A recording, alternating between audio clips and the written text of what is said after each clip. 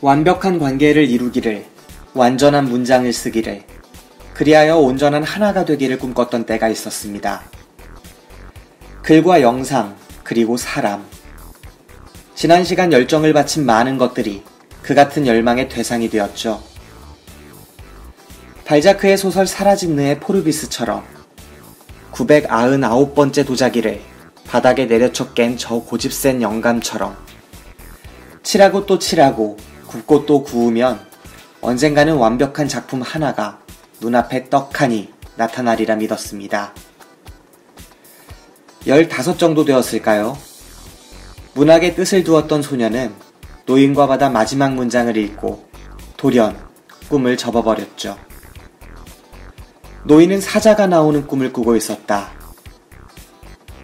당장 깨져나가도 이상치 않은 조각배에 그 배보다 긴 녹새치를 잡아매고서는 다시 육지로 돌아오기까지 온갖 고생을 다한 그 할배가 침대에 무너지듯 쓰러져 꾼 꿈이 사자에 대한 것이었다뇨.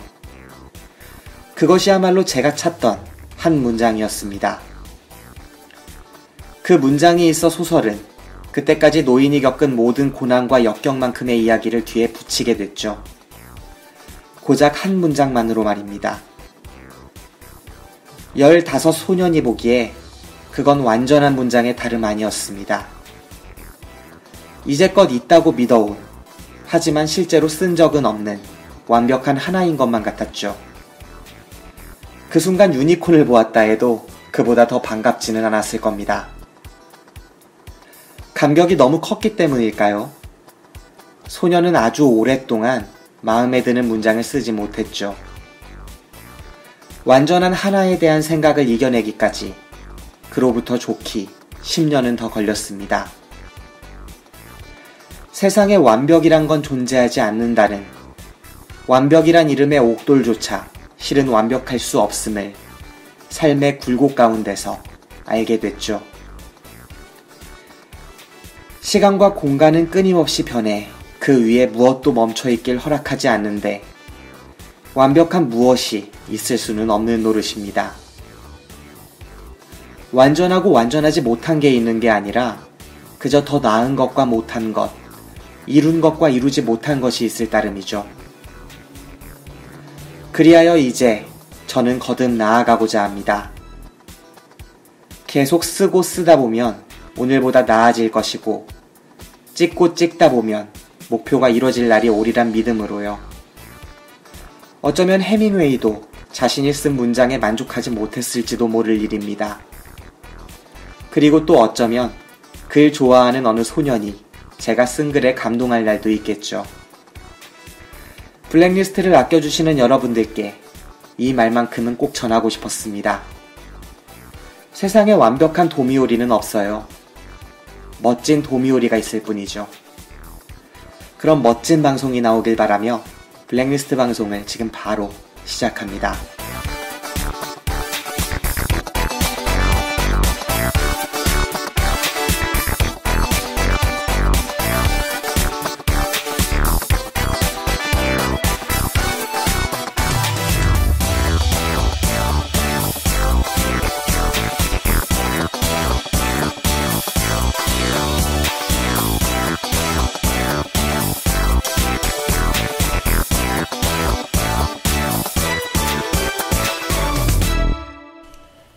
더 쉽게, 더 즐겁게, 그리고 더. 안녕하세요. 블랙리스트 김기사입니다. 반갑습니다.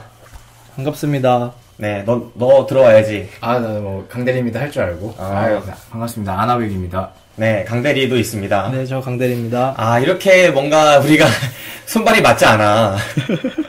아니, 이런 거를 미리 좀 알려주고 해야지. 내가 두 번째 하는 불평하네.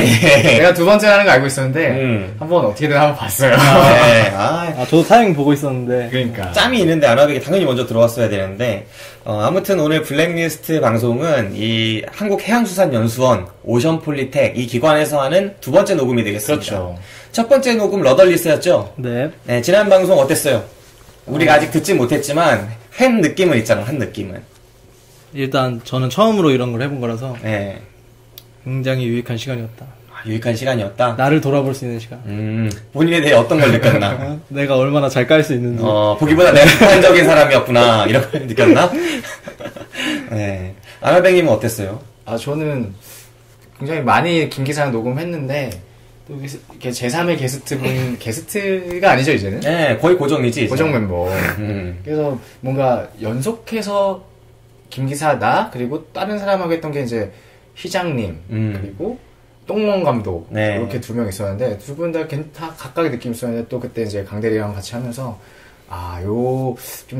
그 두 명과 또 색깔이 다르다라는 걸 많이 느꼈고 네. 그래서 영화에 대한 깊은 애정을 느낄 수 있었던 네. 시간이지 않았나. 영화에 대해서 진짜 깊은 애정이 있는 어떻게 나의 영화를 이 러덜리스 찍은 감독 윌리엄 H. 머시가 이렇게 더럽힐 수 있느냐 이렇게 낭비를 할 수 있느냐. 그래 이 필름 값이 아깝다. 필름은 아니었지만 디지털로 찍으셨지만 그런 느낌들을 많이 느낄 수 있었어요. 원래 이 필름이나 이런 쪽에 애정을 좀 갖고 계신가요?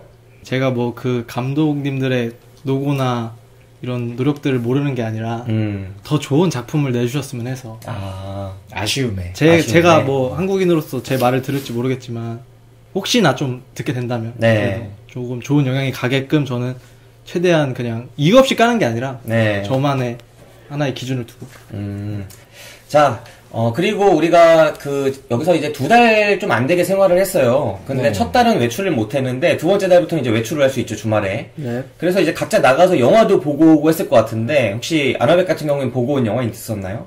오늘 하는 방송 공각기동대 네. 이거를 지난주 토요일날 홍대 롯데시네마에서 네. 거기밖에 없더라고요. 거기랑 무슨 강남에 제가 강남은 집 머니까 거기 가서 영화를 봤죠. 근데 이따 얘기하시죠. 네, 그 넓은 서울에서 딱 2군데밖에 이제 영화가 개봉한 지 이제 2달 가까이 됐죠. 오래 지났죠. 네, 2달 가까이 됐지만 사실 그런 것 같아요. 영화가 개봉하고 나서 너무나 빨리 내려가는 듯한 느낌을 지울 수가 없어요. 그러니까 내가 만약에 좀 바쁜 주간이다 뭐 이렇다 보면은 잠깐 눈을 돌렸다가 내가 보고 싶은 영화를 찾으려면 없는 거야. 맞아요. 네, 그래서 가끔은 이런 생각을 하게 돼요. 어떤 상영관은 조금 긴 텀을 두고 영화를 상영해도 좋지 않을까. 왜냐면 그 영화가 재개봉하기 전까지는 극장 스크린에서 볼 수 있는 기회가 아예 박탈되는 느낌이 있잖아요. 저는 좀 그런 생각을 가끔 하게 되더라고요. 이 조선에서 너무 큰 걸 말하시는 거 아닙니까? 저도 어제 그걸 느꼈거든요. 네.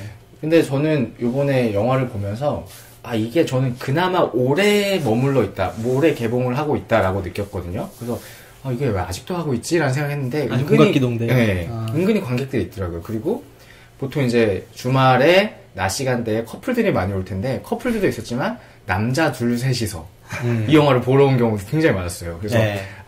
그 90년대 감성으로 여기를 이제 찾으려다가 바빠서 이제 못 보던 사람들이 조금씩 꾸준히 그런 아재들이 네. 그걸 보러 오는 것이 아닌가 라는 생각을 좀 했어요. 네, 공각기동대. 그리고 공각기동대 말고 강대리님은 또 보고 오신 영화가 있잖아요. 저는 저번 주에 패트리어트 데이라는 영화를 봤어요. 네. 이 영화는 이제 보스턴 마라톤 사건을 다룬 영화인데 영화를 찍은 감독이 피터 버그인데 네. 저는 사실 이 감독의 영화를 저도 잘 몰랐는데 그렇게 좋아하는 감독은 아니어서 네. 필모그래피를 보니까 거의 제가 다 봤더라고요. 론 서바이버 봤고 네. 그 다음에 디버트 호라이즌 봤나? 네네. 혹시 배틀십 봤어요? 배틀십은 안 봤어요. 네, 그 영화는 안 봐야 됩니다. 그래야 이 완결성이 있어요. 얼마나 필모그래피. 재밌는데.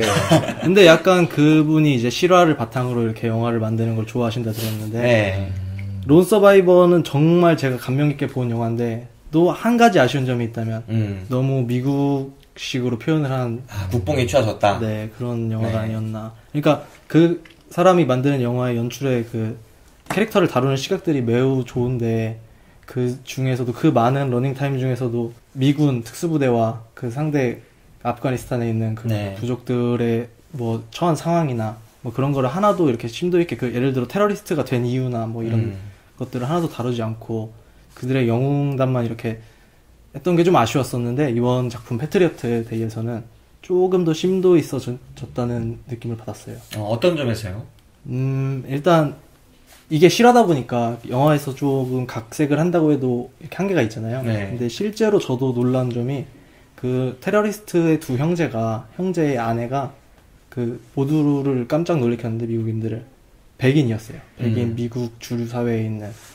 그러니까 얼마든지 그 종교적인 믿음에 의해서 우리가 생각하는 그런 인종적인 배경에 따라서가 아니라 누구든지 그런 테러리스트가 될 수 있다고는 점을 이렇게 보여주었고 부각시켜줬고 그리고 이제 두 사람은 약간 조금 테러를 일으킨 이유를 명확하게 설명하진 않았지만 그런 점의 단점들을 많이 부각시킨 것 같아요. 약간 형제나 그들만의 신앙을 강요하는 걸로 이렇게 과격한 일들을 저지르게 되는 것들이 그런 부분을 많이 부각시키면서 이제 스토리를 전개하다 보니까 확실히 론 서바이버보다는 저는 좋게 봤어요. 네. 저는 궁금했던 게 이게 테러의 한 사건을 다루는 거잖아요. 그러면 그 사건이 발생한 사건이 있고 영화의 초점은 그 당시에 사건에 집중할 수도 있고 아니면 그 전의 과정 아니면 그 후의 과정에 집중할 수 있는 여러 가지 포인트들이 있는데 이 영화는 그러면 이 사건이 어떻게 일어나게 됐는지 그 전의 과정들을 보여주는 건가요?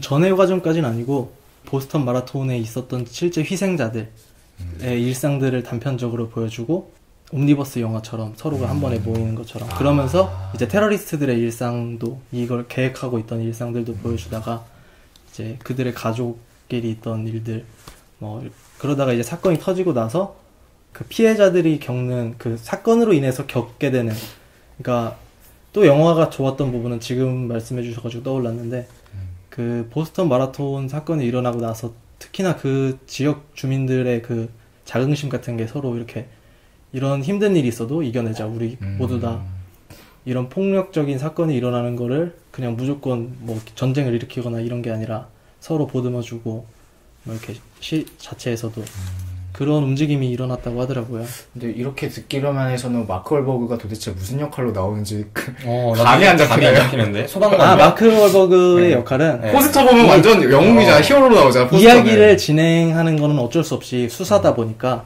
그 경찰로 네, 알겠습니다.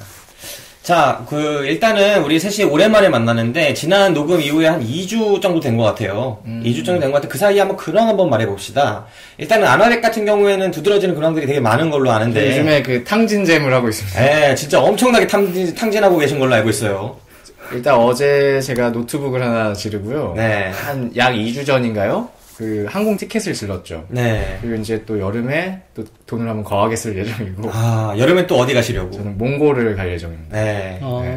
네, 이렇게 돈을 팍팍 쓰고 있는데, 노트북 같은 경우에도 제가 굳이 좀 저가형도 괜찮은 거 있다, 이렇게 계속 말을 해도, 이 최고 브랜드의 좋은 노트북을 사시더라고요.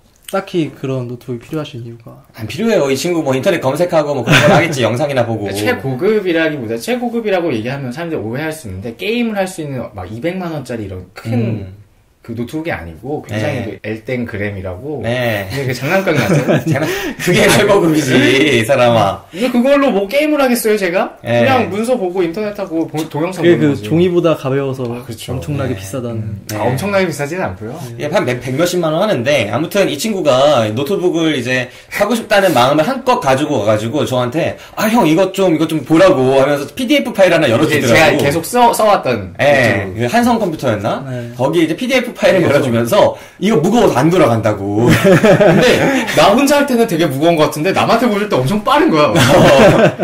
그래서 충분히 쓸만할 수도 있겠다라는 생각이 사실은 약간 들었지만, 예, 아무튼 하지만 본인이 하는 활동들 여기서 해보고서는 예, 좀 답답해서 못 해먹겠다. 느리긴 느리더라. 예, 이런 말을 하긴 했어요. 아무튼 그런 느낌이었죠. 나는 바꾸고 싶다. 잔뜩 바꾸고 싶다. 제발 돌아가지 말아라. 이런 느낌으로 보여주더라고. 그렇죠. 나는 답을 다 정해놓고 예. 빨리 얘기해. 이거 느리지. 그거였죠. 예. 이 다니던 회사에서 이제 퇴직을 하고 퇴직금이 뭉텅이로 한번 딱 들어오고 나니까 약간 탕진하고 싶은 욕구가 원래 드는 것 같지 않아요? 아니, 퇴직금도 퇴직금인데 제가 돈을 많이 안 썼어요. 2년 가까이 일하면서 제가 뭐 이렇게 술을 또 많이 마시는 것도 아니고 뭐 돈 쓰는 거 뭐 가끔 옷 사고 뭐 주말에 영화나 보고 뭐 딱 그 정도여서 사실 돈이 많이 모였어요. 근데 이게 앞에 내가 나중에 미래에 뭘 할지 모르는 불확실한 상황에서의 내가 지금 백수였다면 돈을 아꼈겠죠. 근데 그래도 조금 한 1년 반 이후지만 그때 수입이 확실히 생긴다는 확신이 있으니 지금은 조금 더 쓰면 어떨까? 얼마나 내가 돈을 잘 쓸 수 있을까? 필요한 것들, 내가 하고 싶었던 것들을 많이 돈을 써야겠다. 드는 생각이 요즘에 이거 2년을 일하고 한 6개월을 법적으로 강제로 쉬게 하는 법이 필요하지 않을까. 네. 취업이 보장되고 소비 진작, 네. 개인의 행복. 이게 북유럽에 있다고 하더라고요. 그래요? 네, 북유럽에 이제 열심히 일하시는 분들도 정말 전문직으로 열심히 일하시던 분들도 한 2년 정도, 3년 정도 일하고는 안식년 비슷하게 한번 잠깐 휴식을 취하고 또 재취업을 하고 이런 것들이 복지제도 뭐 기본소득 이런 것들이 어느 정도 기본소득까지는 아니지만 이 복지 실업급여 같은 것들이 잘 되어 있다 보니까 충분히 그런 선택을 하시는 분들이 많다 이런 얘기 들었었습니다. 교사나 교사들은 특히 초등학교 교사들은 방학이 길고 교수들은 안식년이라고 있죠. 그죠. 근데 저희 아버지가 30년을 회사 다니셨는데 30년을 다니니까 3주 휴가를 주더라고요. 근데 그것도 나머지 보름은 연차 붙인 거야. 네. 특별휴가 15일, 연차 15일, 3주. 그러니까 30일. 네. 그래서 그거 보고 이게 진짜 이게 맞는 건가? 제가 여기 지난 방송 때 혹시 말씀을 드렸는지 모르겠지만 제가 전에 다니던 회사를 그만두는 동력이 된 것 중에 하나가 시베리아 영향철도 아닙니까? 그렇죠. 제가 그 안화백님 아버님 다니는 회사에 다녔다면 30년 후에 탔겠네요. 그렇죠. 네, 그런 생각을 해보게 됩니다. 제가 여기서 비판적인 얘기를 하나 하십시오. 네. 언제는 뭐 묻고 했나. 네. 아니 2년을 쉬고 다시 일을 한다고 하면은 물론 개개인한테는 좋겠지만 전문성이 너무 떨어지지 않을까요? 전문성이 떨어지는 느낌은 오히려 없었어요. 그 사회에서 전문성이 떨어지는 느낌보다는 사회적인 자산들이 좀 낭비되는 듯한 느낌은 있더라고요. 그러니까 그 개인의 전문성은 자기가 오히려 휴식을 취하고 그 시간 동안에 자기가 일에 대한 욕구가 보통은 많이 찬다고들 표현이 됐어요. 제가 봤던 다큐멘터리들이나 책이나 이런 통계 자료들에서는 오히려 자신이 내가 어떻게 그동안 무엇을 잘못했고 이런 것들을 돌아볼 수 있는 시간을 가지는 거였는데 그 대신에 사회적인 그 자산으로서 이 뛰어난 인재들이 계속 놀려는 듯한 6개월씩 쉬려는 듯한 그런 모습들이 사회적인 인재를 효과적으로 활용하는 데는 좀 낭비가 되는 듯한 그런 통계 자료들이 많이 발견되더라고요. 그래서 뭐가 옳다 그르다라고 딱 단정지어서 말씀드릴 수는 없지만 30년 일하고 30일은 좀 쉬지 않나. 그 15일을 자기가 붙인 거고. 근데 이런 직장도 거의 없다는 거죠, 사실은. 그렇죠. 한국에 이런 직장도 없어요, 별로. 네, 그렇기 때문에 많은 사람들이 공무원, 공기업 뭐 이런 거 바라는 거 아니겠습니까? 항해사들의 꿈도 그 해외로 눈을 돌리는 이유도 그거잖아요. 네. 그렇죠. 3개월 그죠. 일하고 3개월 배를 타고 3개월을 이제 쉬고. 아나백 같은 경우에는 이제 항해사도 아닌데도 불구하고 벌써 또 여름에 여기 연수원 잠깐 있다가 못 있겠다고 몽골 여행을 준비하고 있습니다. 원래 제가 작년에 네. 가려고 했었어요, 몽골 여행을. 네. 근데 이제 저는 이제 프리맨이니까 다 얘기해도 되는데 네. 주변에는 작년에 몽골 여행을 못 가게 된 이유를 잘 설명 못 했는데 사실 제가 YTN에 네. 촬영 기자 시험을 봤어요. 근데 그게 붙었는데 카메라맨 있죠? 네, 카메라 기자. 카메라 기자. 또 거기 기자 붙여줘야 됩니다. 카메라맨이라고 하면 안 되는구나. 맨 아니죠. 네. 아니 현장에서 감독님 해드리는데 여기서 맨이라 그러면 어떡합니까? 근데 뭐 붙었는데라고 하기에는 이 최종이 약간 빠져 있습니다. 그렇죠. 네. 중간까지. 마지막 단계에 갔는데 그 전년도에 없었던 일주일 현장 실습이 생긴 거예요. 그래서 근데 내가 직장을 다니니까 2번을 일주일 못 빼잖아요. 네. 그 여름휴가 나의 첫 여름휴가를 거기 썼지. 그렇지. 그리고 바로 회사에 복귀했지. 다시 일하러 왔지. 그리고 보기 좋게 떨어졌죠. 그리고 내가 발표가 나기 직전에 내가 칼럼을 써야 됐어요. 왜 젊은이들이 왜 직장을 떠나는가 이거 썼어요. 네. 쓰고 자기 떠날 것처럼. 그걸 내가 좀 잘 쓴 것 같아. 내가 그렇게 칼럼을 열심히 쓴 적이 없어. 막 자료조사하고 막 썼어. 본인의 마지막 발자국이라고 생각했지. 그치. 근데 열심히 다녔지. 그리고 네. 괜찮은 거 써놓고 가야겠다. 네. 저는 돌아오리라 생각했습니다. 그리고 심지어는 거길 재수했어요. 네, 재작년도 썼는데 최종에서 떨어졌고. 네. 그때도 난 수습이었지. 그래서. 근데 딱히 몽골로 여행을 가고 싶은 특별한 이유가 있네. 허세. 이렇게 약간 허세끼가 있고, 제가 여행을 많이 못 갔는데, 한 군데 갔던 적이 있는데, 뭔가, 사람들하고 뭐, 재밌게 어울리고 이런 것도 이런 거지만, 약간 자연에 압도당하는 느낌이 되게 되게 느낌이 묘하더라고요. 그런 걸 다시 느껴보고 싶다라는 생각에, 처음에 아일랜드를 가려고 그랬어요. 네. 빙하나 오로라 이런 거 보고 싶어요. 근데 거기는 가는 데만 막 2박 3일 걸리고, 그러니까 너무 시간이 없잖아요. 그리고 근처에 뭐가 없을까 찾아보다가, 몽골을 가자. 몽골 가서 뭔가 쏟아지는 별들과 네. 이렇게 끝없이 펼쳐진 초원 같은 걸 보면 좋겠다 라고 생각해서 몽골로 정했죠. 그럼 이제 안화백 얘기는 한번 들었으니까 우리 강대리님 네. 우리 배 타고 한번 일본 갔다 왔었는데 네. 그 얘기 좀 풀어주시죠. 뭐 어떻게 풀어야 될지. 아니 그럼 없으면 다른 근황이라도 왜 털어놔요. 갔다 왔냐? 아, 저의 근황. 네. 저 같은 경우에는 이제 짝사랑을 오랫동안 하고 있었는데 아, 이번에 이제 좀 마음을 정리해 보려고 네. 준비하고 있습니다. 짝사랑? 준비를 하고 있어요. 이 친구가 짝사랑을 되게 오래 했대요. 아, 여자친구 있지 않았어요?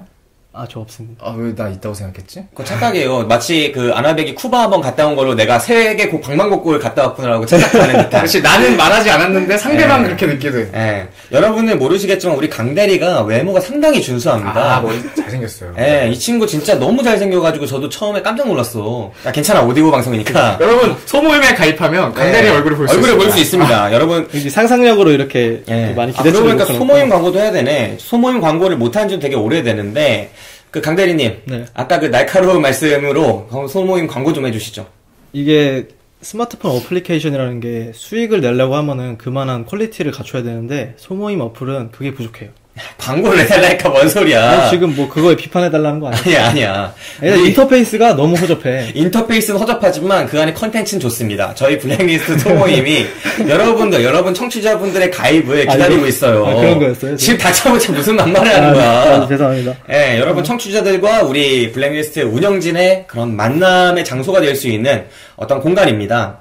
그 핸드폰 어플 다운받으실 수 있는 그런 플레이 뭐라고 하죠 그거를? 플레이스토어. 플레이스토어. 예, 플레이스토어에서 소모임이라고 검색을 하시면 이런 어플을 찾으실 수 있어요. 그래서 소모임을 다운받으시고 거기에 블랙리스트만 검색을 하시면 저희 소모임을 찾을 수 있습니다.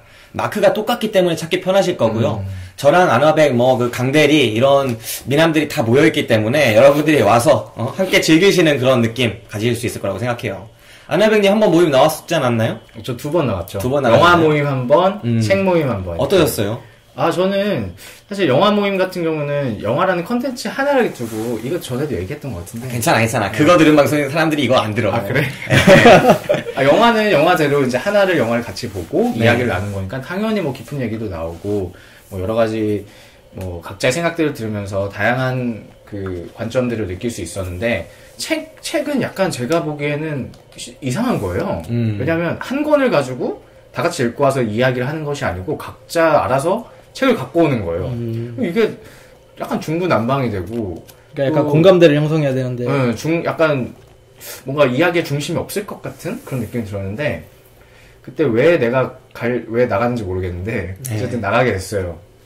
생각보다 되게 깊이 있는 얘기도 많이 나오고 생각보다 편집하겠습니다. 아, 깊이 있는 얘기가 굉장히 깊이 있는 얘기들이 굉장히 많이 나왔고 또 그 우려와 달리 그 한 책을 했을 때는 뭔가 그래도 사람들이 다 비슷하잖아요. 그죠. 맴도는 듯한 인상. 근데 다양한 책을 가지고 하니까 그 재료들이 많다고 해야 되나? 그 재료 가지고 뭐 요리가 잘 될 때도 있고 안 될 때도 있겠죠. 근데 네. 제가 나갔을 때는 굉장히 잘 됐던 것 같고. 늘 그 정도의 퀄리티를 보장하는 요리사가 있습니다, 여러분. 그렇지. 근데 네. 요리사 지금 부산에 있으니.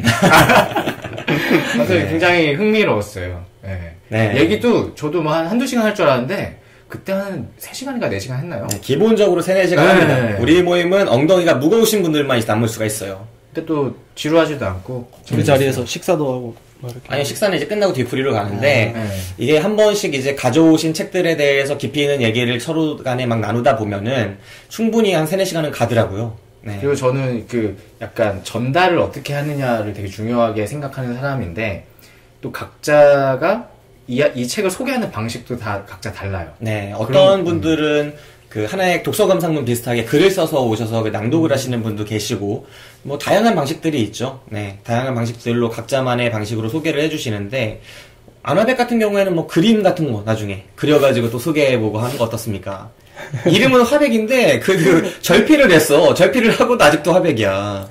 원래 그렇게 절필하고도 쭉 가는 거 아니겠습니까? 네. 소설 한 번 쓰면 소설가 아닙니까? 아, 그렇죠. 등단하면 되는 거 아닙니까? 네. 제가 블랙리스트에서 등단을 했네요. 네. 아나백의 그림을 그리워하는 그 팬들이 아직도 있는 걸로 저희 소모임에서 보고가 되고 있어요. 그렇다고 하네요. 감사드립니다. 저도 한번 보여주세요. 그 어플 이렇게 올리시면은 아니지 댓글란. 그 댓글란 팟빵의 보시면. 댓글을 보시면은 네. 예전에 저의 흔적들이 있습니다. 아, 네. 네. 알겠습니다. 그렇습니다. 그럼 이제 댓글 소개 시간 가도록 하겠습니다. 댓글 없습니다. 네, 그렇고요. 자, 내가 이거 굳이 소개 시간을 드리는 이유, 여러분들 좀 반성하시라고. 자, 청취자 여러분들의 댓글이 없습니다. 청취자 여러분들의 댓글을 늘 기다리고 있으니까, 지금 이제 손가락 달려 있으신 분들은 당장 어플을 키시고, 눌러주세요. 손가락 달려. 네. 우리 방송 듣는 분들은 손가락이 없으셔, 다. 그거 조금 위험한 발언 아닙니까? 아니, 많이 위험한 발언이죠. 아, 그렇습니까? 일부러 도발하려고 한 거 아닙니까? 아닙니다. 그럼 다시 편집하고. 그러면, 네. 김 기사는 평소에 왜 댓글을 사람들이 달지 않을까? 그걸 생각해 본 적 있어요? 제가 여기서 주제에 완전 반대되는 말. 당연히 안 네, 하는 늘 그러면서 또 할 거면서 지금 이렇게 까는 거 봐, 이 진지하게 한번. 네. 전 댓글 문화를 굉장히 혐오하는 사람이거든요. 아, 그래요? 네. 저는 댓글은 이 세상에서 없어져야 된다고 봐요. 왜? 왜냐면은, 특히 우리나라 같은 경우에는 너무 인구 밀집도도 높고, 네. 다 같은 것만 보고 사는 것 같아요. 네이버나, 네이버 뉴스나 다, 다음이나 다 거기서 거기니까. 네. 보면은, 어떤 TV 안 봤으면 무슨 학교 생활에서도 무슨 문제가 되는 것 마냥 하는 이런 분위기들이 형성돼 있고, 특히 이 정치적인 문제들이나 그냥 사회적인 문제들에 대해서 네이버나 그런 중요한 포털 사이트들의 댓글들이 너무나 큰 여론의 대표인 양 척을 하게 된다는 거죠. 네. 그건 얼마든지 조작될 수 있는데. 왜곡될 수도 있고. 네. 그러니까 사람들이 그 댓글은 누구나 달 수 있다고 하지만 다 24시간 한정된 시간을 가지고 있는데 댓글을 올린 거를 누구나 찾아볼 수 없잖아요. 일일이. 그렇기 때문에 무슨 좋아요 수라든지 뭐 이렇게 호감을 많이 받은 댓글들이 위에 올라가게 되는데 그것들은 얼마든지 조작될 수 있기 때문에 누군가에 의해서 여론을 조작할 수 있는 여지가 충분히 자, 있어요. 여러분 보십시오. 제가 강대리의 성향을 늘 말씀드리지만 이 친구는 뭐를 만들란 얘기는 안 하고 왜 만들었냐? 없애라. 그 필요가 없다. 이런 말을 주로 하더라고요. 블랙리스트 댓글에는 엄청난 조작이 필요합니다. 네, 여러분이 원하시는 형태대로 가져가셔도 돼요. 여러분이 원하시는 느낌대로. 욕해도 됩니다. 네, 근데 제가 강대리의 말에 이제 하나 첨언을 하자면 원래 네이버 댓글이 60초마다 하나의 댓글만 달 수 있었어요. 하나의 댓글을 달고 나면 개인이? 60초 이후에 같은 아이디로 달 수 있는 거야. 그 사이엔 못 달아. 근데 최근 들어 10초로 바뀌었어요. 왜일까요? 공지도 없고 약관의 변경도 없었습니다. 이 부분을 살짝 생각해 주시면 좋을 텐데 지금이 딱 대선 며칠 전이죠? 여러분 한번 생각해 보십시오. 왜 이게 그럴지. 대선 때는 무슨 어차피 네이버 실명 인증을 하니까. 네, 실명 인증을 하는데, 네. 거기까지 말씀드리겠습니다. 왜 더 말해줘요? 아니, 뭘 더 말씀드려요? 저 자꾸 거의 가요. 의미가 없죠. 네. 저는 사실 댓글 저나 뭐 형님들의 네. 김 기사님이나 아나백님의 세대도 네. 비슷할 거라고 생각하는데 저희 세대가 이런 인터넷이 완전히 폭발적으로 부흥했던 시대잖아요. 그걸 다 지켜봤던 네. 어린 시절부터 지금까지 쭉 와서 그때부터 이제 댓글 문화가 처음엔 재밌다가 점점 이렇게 변질되는 가는 과정들을 보았는데 그 전에 이제 금융실명제나 이제 인터넷에서도 실명제를 도입하자는 금융실명제처럼 그런 움직임이 있었고 전에도 이런 문제들을 많이 개선하려는 부분이 있었는데 어느 순간 그런 목소리를 내는 게 하나도 없어졌어요.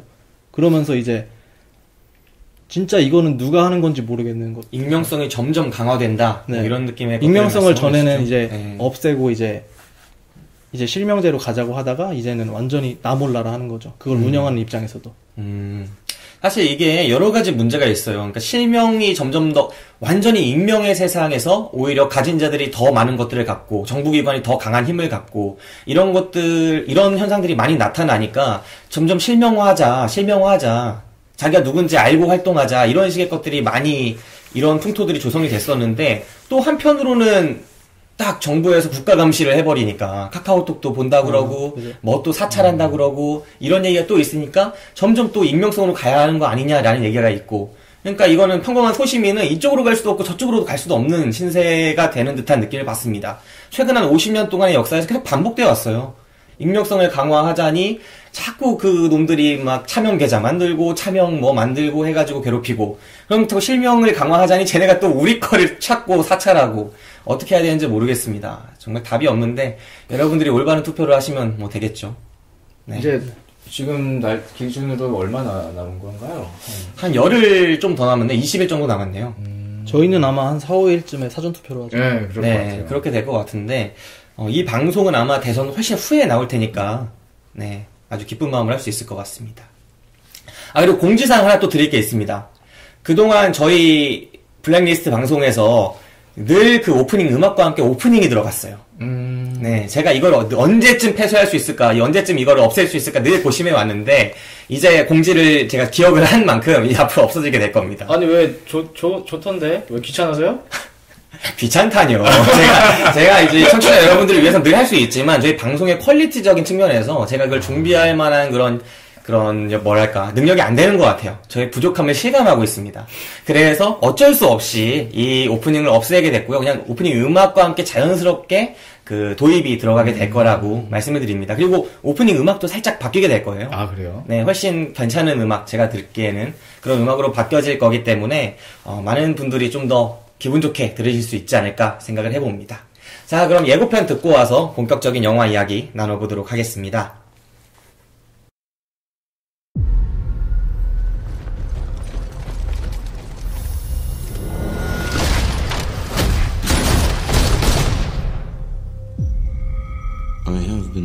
널 지켜보고 있었다. 기억해내야 해. 밑에서 누굴 봤어요. 인간이 아니었죠. 그는 테러리스트야. 또 사람을 죽였지. 단순히 죽인 게 아니라 머릿속을 해킹했죠. 그는 모든 곳에 있고 아무 곳에도 없어. 그를 찾아서 죽일 거예요.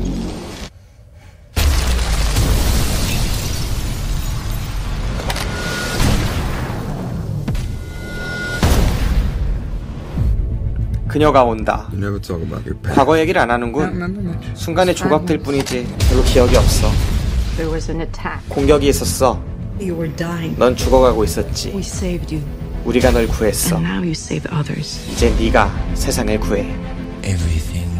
그들의 말은 다 거짓이야. 너한텐 가족이 있었어.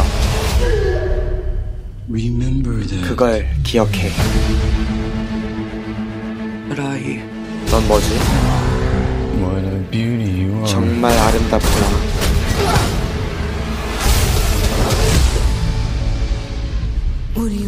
나한테 뭘 원하지? 그들은 널 구한 게 아니야. 널 훔친 거지. 스칼렛 요한슨. 내가 몇 번째죠? 모든 기억이 지워졌어야 해요. 처리해. 메이저! 그들이 날 창조했지만 조종할 수는 없다. 공각기동대 고스트 인 더 쉘. 네, 이 영화는 2030년이 배경이죠. 네. 그때는 이제 너무 과학이 발달하다 보니까 지금의 어떤 그 영화에서는 의체라고 안 나오는데 원래 이제 애니메이션 의체라고 하니까 의체라고 얘기하겠습니다. 이제 인공적인 몸을 만들게 되는 거죠. 그러니까 우리가 수의 뭐 그런 것처럼, 근데 그건 되게 제한적인 기능이잖아요. 네. 근데 거기에 뭐 특별한 기능들이 추가되면서 이게 군사적, 의료적으로 굉장히 발달해서 종국에는 몸은 아예 그냥 새로 만들었는데 뇌만 거기 넣는 거예요.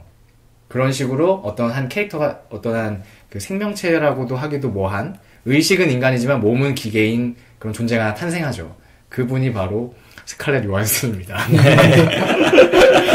그래서 테러 조직들을 잡거나 뭐 이렇게 하는데 갑자기 어느 막 해킹 뭐랄까 그런 의체를 생산하는 그런 거대 기업이 있어요. 거기서 그 스칼렛 요한슨을 만든 거예요. 근데 그쪽을 공격하려는 움직임이 보이고 실제로 거기엔 과학자들이 하나둘씩 죽게 됩니다. 네. 그러면서 스칼렛 요한슨이 그런 것들을 수사하고 처벌하고 뭐 체포하는 그런 공안 국가인가요? 네. 거기에 소속돼 있어서 동료들과 수사를 하죠. 여기서는 섹터 9이라고 섹터 9. 나오죠. 그렇죠. 네.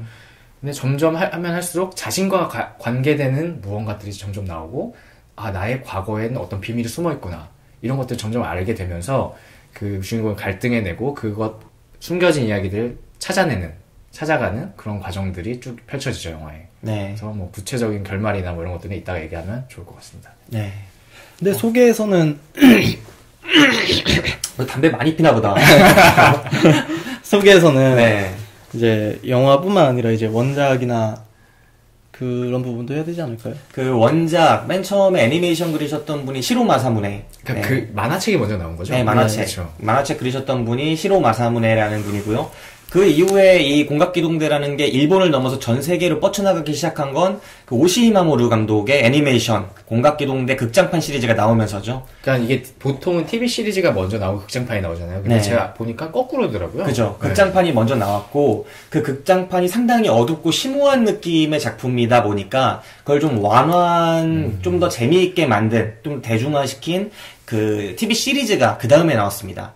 그리고 영화 실사판, 할리우드에서 영화 실사판이 이번에 등장하게 된 거죠.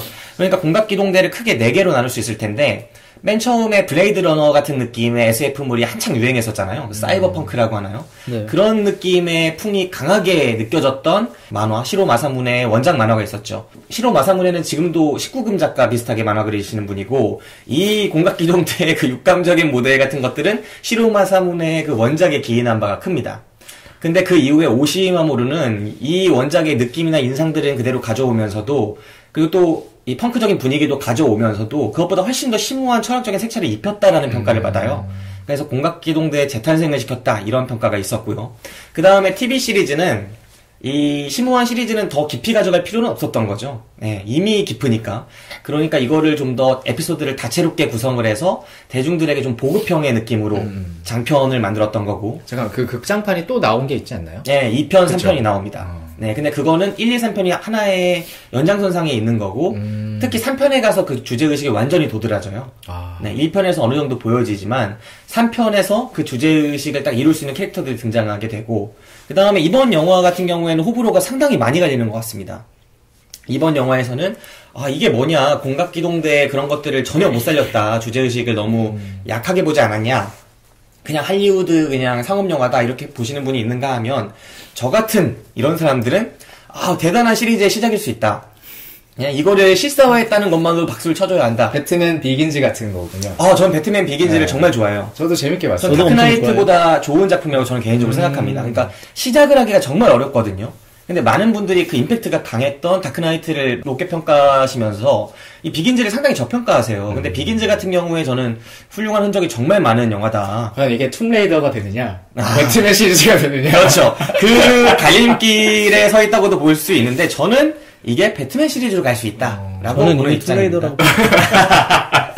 네. 언제쯤 그 강대리가 괜찮은 영화 들고 오는지 어떤 영화를 칭찬하는지 두고 보겠습니다. 네. 네. 그런 저희가 영화고요. 지금 소개할 실사 영화는 오시마모루의 작품을 그대로 가져온 영화죠. 그대로 가져오지 않았어요. 달라요. 다르더라고요. 네. 네. 그러니까 얼핏 보면은 그대로 가져온 것처럼 보이지만 이 영화를 아시는 분이 이 애니메이션을 아는 분들이 보시면은 이거는 틀만 따오고 엄청 바꿨네. 주제의식도 바꿨고 그 장면들의 중요한 장면들에서 컨셉들을 따온 게 있는데 전혀 역할들이 약간 다른 것들이 많죠. 네, 완전히 새로운 이야기입니다. 제가 이 영화에 감탄한 건 그것 때문이고 그렇기 때문에 이 영화는 그러니까 왜 이런 구성을 띄었을까를 생각해보면 이게 첫 편이기 때문에 그렇다고 저는 봐요. 그러니까 예를 들어 1편이 먼저 나오고 나중에서야 나올 만한 프리퀄 같은 느낌의 인상을 받았어요. 그래서 저는 이 영화에 기대를 갖고 있는데 정말 호불호가 많이 갈리는 작품입니다. 그 구체적인 이야기는 이제 차차 풀어가도록 하겠습니다. 일단 이 영화의 감독 누굽니까? 루퍼트 샌더스죠. 네. 단답식이에요? 사실 제가 이 감독을 잘 모르기도 하고 제 필모그래피를 보니까 네. 스노우 화이트 앤 더 헌치맨이라는 영화를 이제 첫 작품으로 입봉을 했는데 네. 지금이 두 번째 작품이더라고요. 그래도 인맥이 어마어마하신가 봐요. 네. 아니, 이분 언제 봤다고 또 까? 아니 솔직히 이거는 제가 그냥 이분을 까는 게 아니라 네. 영화를 찍고 싶은 사람 무수히 많은데 처음부터 이렇게 헐리우드에서 이렇게 고예산의 영화를 2편이나 찍어낼 수 있는 사람은 적잖아요. 이런 말을 들어도 뭐 할 말 없는 거죠, 사실. 혹시 고질라라고 알아요, 영화? 네. 네. 그 고질라 이번에 최근에 개봉했던 거 있잖아요, 2, 3년 네, 전에. 네. 그 영화 감독 누군지 알아요? 아니요, 모릅니다. 가렛 에드워즈라고 그 당시에 듣보잡이었어요. 네. 네. 그리고 주라기 월드 시리즈 감독이었던 네. 아니 됐습니다. 그냥 뭐 보통 그냥 이렇게까지 얘기를 할 필요는 없고 그걸 왜 그 감독을 왜 꺼낸 거예요? 왜 꺼내냐면 네 그렇게 하려고요. 의도는 알겠는데 네. 결과가 안 좋으니까. 그러니까 모두 이렇게 이런 커다란 시리즈 있잖아요. 네. 누가 봐도 어느 정도 흥행에 보장이 되어 있다라고도 생각할 수 있는 원작도 탄탄하고, 그 다음에 이미 투자비 확실히 유치되어 있고, 제작진은 이제 명감독 출신들로 제작진이 막 훈수 두고, 이런 주인공이 식의, 스칼렛 요한슨이야? 네, 그런 식의 영화들에는 의외로 되게 이름 모를 신입급 감독들이 지명되는 사례가 많습니다. 네. 정말 많아요. 네. 그래서 이번 영화도 그런 추세에서 전혀 벗어나지 않는 거고, 특히나 이런 영화에 이제 좀 이름 있는 감독, 예를 들면 배트맨 시리즈의 놀란. 크리스토퍼 놀란 같은 감독이 되게 이례적인 사례였고, 그런 감독을 데려올 경우에는 시리즈에 대해서 제작자가 많이 힘을 못 쓰는 경우가 발생을 하기 때문에, 그래서 이런 감독들을 임명을 하는 거죠, 보통 기용을. 그리고 이 경우에는 저는 루퍼트 샌더스가 상당히 제 역할을 했다고 생각을 하거든요. 일단 그런 감독이고, 전작 필모그래피를 보면 사실은 이 감독이 어떤 스타일이다 이렇게 확고하게 말할 만한 건 없습니다. 네. 그리고 배우 같은 경우를 한번 봅시다. 일단은 스칼렛 요한슨 가장 인상 깊게 나왔고, 네, 가장 주요한 역할이죠. 공각기동대에 나오는 그 쿠사나기 소령, 여기서는 메이저라고 등장하는 그 인물이고요. 메이저 마코토. 그 다음에 다른 인물로 여러분이 아실만한 배우가 마이클 피트라는 배우가 있습니다. 기억나시나요? 제가 개인적으로 굉장히 좋아하는 배우입니다. 어떤 영화? 몽상가들이요? 몽상가들에서 처음 봤는데, 제가 지금 김 기사님께 개인적으로 추천드린 영화 중에 아이 오리진스라는 영화가 있는데, 네. 그 영화에서도 주연으로 나오고요. 네. 그리고 헤드웍을 어릴 때 봤는데, 그 영화에서도 조금 어렴풋이 기억나지만 좋게 봤던 것 같고, 특히 가장 요새 최근에 좋았던 건, 최근이라고 하기에는 조금 시간이 지나긴 했는데, 네. 이제 미국 드라마 중에서 보드워크 엠파이어라는 데에서 이제 마이클 피트가 나오거든요. 네. 거기서 굉장히 인상 깊게 나와요. 음. 이 배우가 이제 필모그래피에서 거의 연기력을 입증했다고 저는 생각하는데, 그 작품으로서 거의 그 정도로 임팩트 있게 나오기 때문에. 주로 어떤 느낌 때문에 좋아하는 거예요? 마이클 피트? 보면은 이제 배우들을 이제 그냥 관객 입장에서 평가할 때 이제 상업적인 영화만 선택하는 배우가 있고, 자기의 기조가 보이는, 자기만의 딱 기준이 있는 배우들이 보이잖아요. 제 생각에는 마이클 피트는 그런 후자에 속하는 배우라고 생각해요. 딱 내가 원하는 스타일의 영화에 출연을 하고, 네. 내가 어떤 마음에 드는 이야기에 출연하고, 그런 식의 영화를 고른다. 근데 또 그 결과들이 다 좋았고, 저랑도 잘 맞는 이야기들을 선택한 배우여서. 이번에 좀 안 맞았네요. 이번에요? 이번에는 좀 안 맞았어요. 공각기동대. 아, 진짜? 별로 안 좋아하잖아, 지금. 강대리가. 네. 저 같은 경우는 근데 마이클 피트라는 배우가 연기를 되게 잘했다고 생각해요. 이번 영화에서도. 네. 이번 영화에서 마이클 피트가 어떤 악당처럼 보이지만 실은 악당이 아닌, 알고 보면 악당이 아닌 그런 캐릭터로 등장을 하는데, 뭐랄까 상당히 몽환적인 듯 하면서도 좀 뇌세적인 느낌도 있고, 남자지만 그런 느낌이 있더라고요. 일단 많이 안 나와서. 담백하게 생기진 않고, 영화에서. 좀 뭔가 걸쭉하게 생겼어, 사람 인상이. 네. 그래서 이 마이클 피트라는 배우를 전 상당히 인상적으로 봤습니다. 그리고 이 배우 말고 또 어떤 배우가 있었을까요? 요한 필리프 아즈베크라는 이제 바토 역을 맡은 덴마크 배우인데요. 네. 저는 이분은 이 영화에서 처음 뵀는데, 네. 사실 영화를 보면서 가장 놀랬던 건 이분의 그 싱크로율이었던 것 같아요. 너무 똑같죠. 맞아요. 네. 애니메이션에서 봤던, 그리고 심지어 애니메이션에서 그 캐릭터를 가장 찾기 어려울 것 같았어, 실사에서. 맞아요. 근데 그 캐릭터가 딱 나타난 거야. 그 부분에서의 각색도 참 괜찮았죠. 눈에. 눈을 잃게 되는. 네. 원작 그 극장판 애니메이션에는 처음부터 눈이 그렇게 맞아요. 나오잖아요. 기계 눈을 착용해가지고, 그거를 쪼였다 풀었다 하면서 이 조준경 같은 걸 차고 있는 네. 그런 캐릭터인데, 이 영화에선 처음엔 눈이 있어요. 멀쩡한 사람인데, 육신이 기계화되지 않은 인물인데, 그 사고로 그 폭탄이 터지면서 눈을 잃게 되고 그걸 착용을 해버리죠. 그걸 이제 딱 이식해버리는 그런 캐릭터로 등장을 합니다. 아무튼 이 영화 아까 그 안화백님이 말씀해주신 것처럼 이 섹터 9이라고 불리는 그 기관에서, 국가기관이죠. 총리실 산하의 국가기관인데, 그 기관에서 여러 가지 위험, 그러니까 국가에 대한 위험을 미칠 수 있는 테러나 폭동 이런 것들을 막는 기관입니다. 약간 되게 경찰, 국정원, 네. 특수부대 이런 게 섞여 있는 느낌이죠. 그죠? 배우 얘기는 다 끝난 건가요? 네, 하실 배우가 더 있으면 하셔도 됩니다. 저는 이 영화를 시작할 때 딱 가장 먼저 나오는 게 투자사 이름이 나와요. 중국 모시기 말하면 투자사가 나와요. 그래서 중국 배우가 나오겠건 했는데 이제 찾아보니까 중국 배우가 나왔네요. 약간 싱가폴 쪽 아니었나요? 친한. 친한. 네. 네. 그래서 그것도 인상 깊었고, 근데 기타노 타케시가 나온지 몰랐는데. 맞아. 네. 굉장히 인상 깊었어요. 저희가 빼먹을 뻔했네요. 네, 기타노 다케시 빼먹으면 안 되죠. 마지막에 기타노 다케시가 의체가 아닐까. 그 기억나요, 그 장면? 딱 뒤로 눕히면서 차에서 네. 공격당할 때. 난 죽었겠지 했는데 멀쩡하게 이렇게 총을 쏘길래. 진짜 개간지 캐릭터인데, 딱 그 영화에서 그렇게 나가죠. 기타노 다케시의 그 별명이 비트 아닙니까? 영화 뭐 소나티네 뭐 이런 거 찍으면서 비트 이런 이름을 밀었는데, 이번 영화에서도 아주 강렬하게 자막에 그렇죠. 기타노 비트 다케시 이렇게 나가더라고요. 그리고 혼자 영화를 찍더만 진짜. 진짜 완전 멋있는 분위기를 딱 보여주더만. 그래서 전반적으로 멋있는 배우들이 많이 집합을 했다 그렇게 볼 수 있고, 원작을 보신 분들은 이 캐릭터를 다 아실 거예요. 섹터9의 그 기타노 다케시가 맡았던 그 과장인가요? 그 과장 역할, 그리고 밑에 그 사이토 채난이 맡았던 그 젊은 되게 똑똑한 친구, 그죠. 순발력 있고 똑똑한 친구의 역할, 그리고 바토처럼 되게 듬직하고 뭔가 멋있는 친구의 역할, 그리고 무엇보다 강렬했던 메이저, 이런 캐릭터들이 제가 볼 때 상당히 특색 있게 잘 실사화했다, 저는 이렇게 생각을 했습니다. 사실은 이 영화 자체의 원작이 일본 애니메이션이고 또 일본 캐릭터들이 주를 이루잖아요. 네. 그러니까 그 원작 애니메이션에서 이게 배경이 일본이 맞냐, 쿠사나기 마코토가라는 일본 이름이 나오긴 하지만 전반적으로 이게 국적을 알 수 없는 그런 미래가 아니냐, 이런 이야기들도 많아서 좀 논란이 분분했는데, 어쨌든 이 영화에서 스칼렛 요한슨이 캐스팅된 걸 두고 사람들이 그랬죠. 화이트워싱이다. 네. 예. 그러니까 원래 일본 배역인데, 동양 배역인데 서양 할리우드 자본이 들어와서 백인을 써버린 게 아니냐, 이런 논란이 되게 많았습니다. 이런 거 어떻게 생각하세요?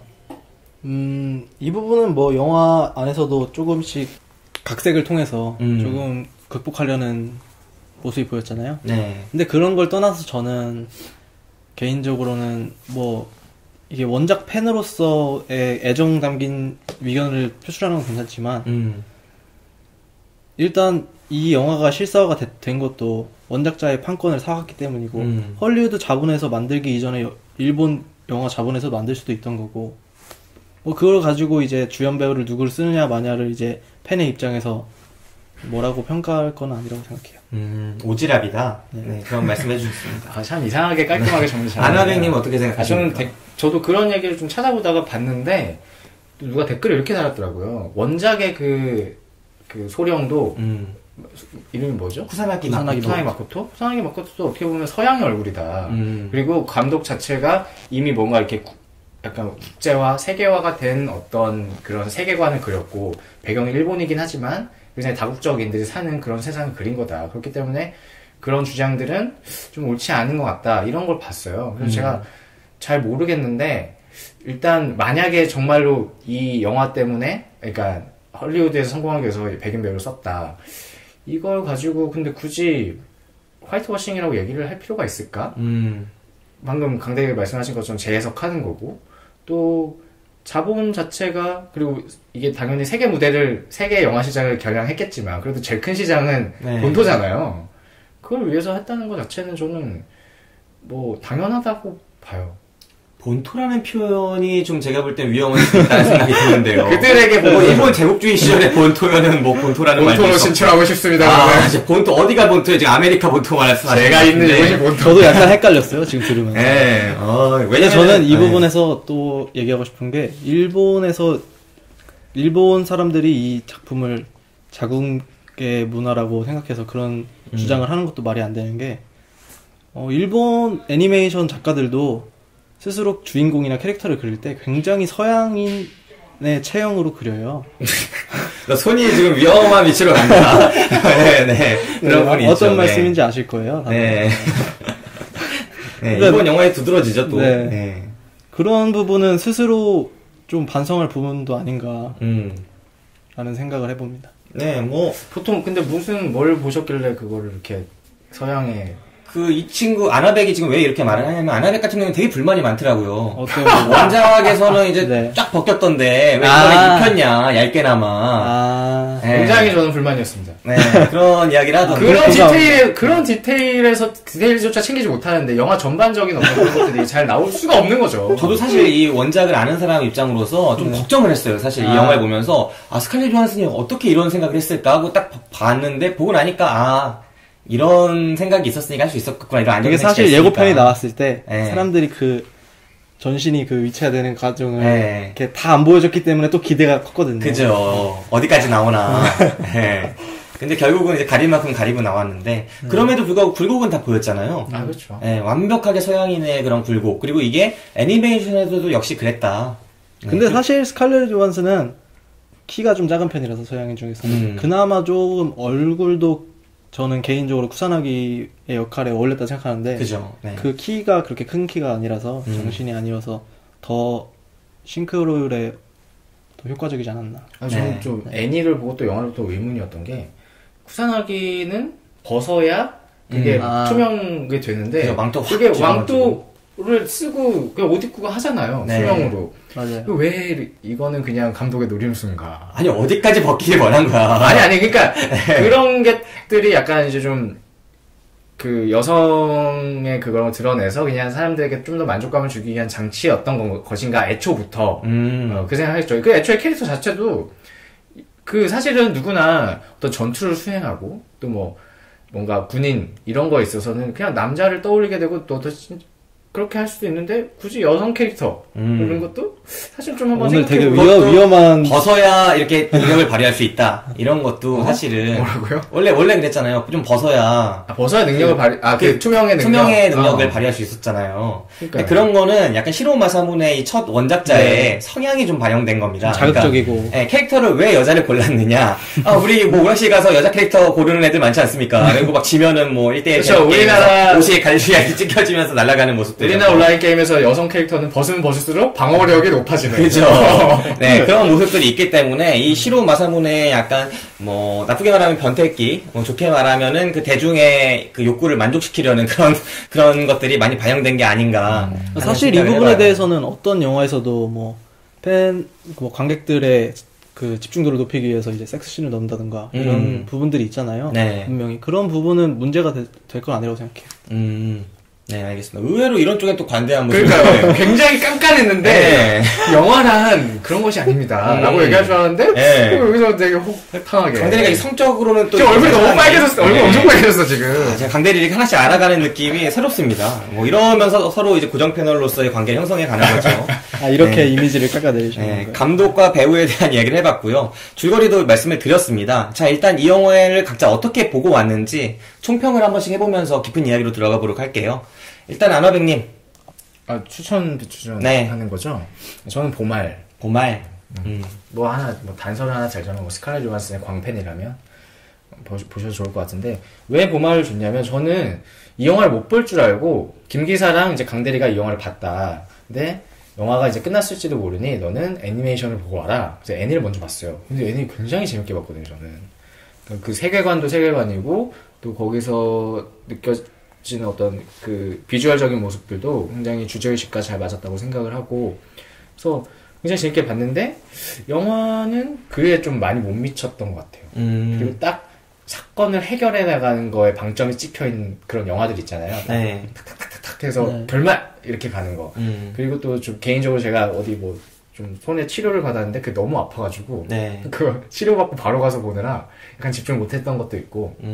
그래서 전반적으로 뭔가 그 주제의식이나 이런 것들이 많이 깎여 나가서 기대치에 비해서 제가 직전에 봤기 때문에 또 그 애니메이션을 기대치가 많이 낮아졌고 또 실사화하는 영화들에 대해서 뭐랄까 그 항상 애니메이션에서는 되게 그 도시를 봐도 그냥 그 도시가 굉장히 클 것 같고 그만큼 큰 도시의 어떤 느낌이 들었는데 뭔가 굉장히 협소한 곳에서 협소한 세트장에서 찍는구나 그런 느낌이 너무 들었어요. 그러니까 예를 들어서 기억나는 장면이 그 청소부가 갑자기 돌변을 하죠. 네. 총으로 쏴대고 막 테러리스트가 되는데 그걸 쫓아가는데 애니메이션에서는 굉장히 넓은 시장이 나와요. 네. 사람들이 굉장히 많고 거기서 막 사람들이 이렇게 부딪히고 뭐 이런 것도 나오고 그래서 이게 되게 공간적으로 되게 넓구나.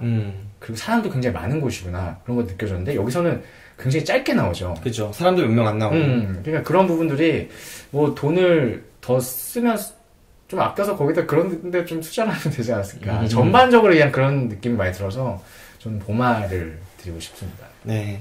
그 장면이 사실은 연출적으로 그렇게 구현을 했다면 상당히 연출적으로 고난이도가 되고 그런 부분들이 있었을 거예요. 근데 하는 그거에 비해서 얻는 게 없었겠죠.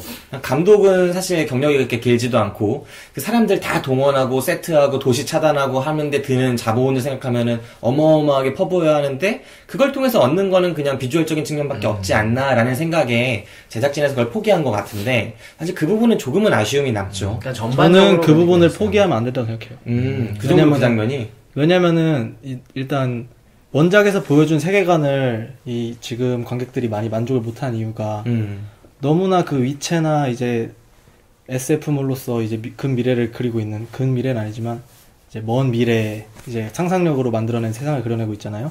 근데 원작 애니메이션에서 그 시장씬 같은 것들이 네. 이제 엄청나게 발전된 도시와 그 안에 있는 조그마한 이제 보통 소상인들이나 시민들이 살아가는 모습은 거의 그죠. 현재와 거의 다를 바 없는 모습들 이런 게 대비되면서 그 일단 이 작품이 가지고 있는 메시지에 더 힘을 실었다고 생각하는데 저는 그죠. 그런 부분보다 거의 모든 비주얼이 다 거의 지금이랑 다를 게 없는 네오사인이 좀 더 커진 듯한 도시의 풍경에 다 쏟아부은 게 아닌가라는 게 그리고 이 영화가 호평을 받는 이유 중에 하나라고 그리고 생각해요. 그걸 또 설명하는 한 단어로 설명하죠. 무법지대. 네. 그걸로 퉁쳐버리니까 네. 그런 부분들이 정말 맞는 것 같아요. 네, 그 배경을 구현하는 데 힘을 쏟기보다는 그 진짜 딱 목적지가 있고 그 목적지까지 가는 그 에피소드에만 힘을 실은 듯한 인상이 되게 강했어요. 그 부분은 확실히 이 영화의 약점이라고 저도 생각을 합니다. 네, 안화배님은 그래서 보말이라고 하셨고, 네. 네, 강대리님은? 저는 비추입니다. 아, 그럴 줄 알았어요. 네, 일단 이야기 해주시죠. 일단 뭐 조금씩 각색이 들어가긴 했지만 저는 그 지금 이 작품이 가장 많이 차용한 그 오시마모루의 애니메이션 그 한 작품만 봤거든요. 네. 근데 거의 똑같다는 느낌을 받았어요. 근데 이게 사실 뭐 관객의 입장에서 감독의 연출의 재량인데 그 완성도 있는 원작의 내러티브를 그대로 따라가는 거를 누가 뭐라 할 수 있는 게 아니거든요. 네. 예를 들어 300 같은 경우 그래픽 노블을 이제 바탕으로 제작했잖아요. 네. 근데도 충분히 만화책으로 그래픽 노블로서 보여지는 거를 이 영화적으로 시각으로 어떻게 표현을 하냐에서 이제 더 효과가 극대화되는 거를 얼마나 가능한지 영상의 힘이 이거를 보여준 작품이라고 생각하는데 이 작품 같은 경우에는 내러티브는 그대로 따라가는데 정작 중요한 거 놓친 느낌. 아까 저희가 말한 시장씬이나 네. 더군다나 뭐 지금 이런 사이버펑크물 SF 장르는 뭐 블레이드 러너라든지 네. 비슷한 작품들 많았잖아요. 토탈 리콜이라든지.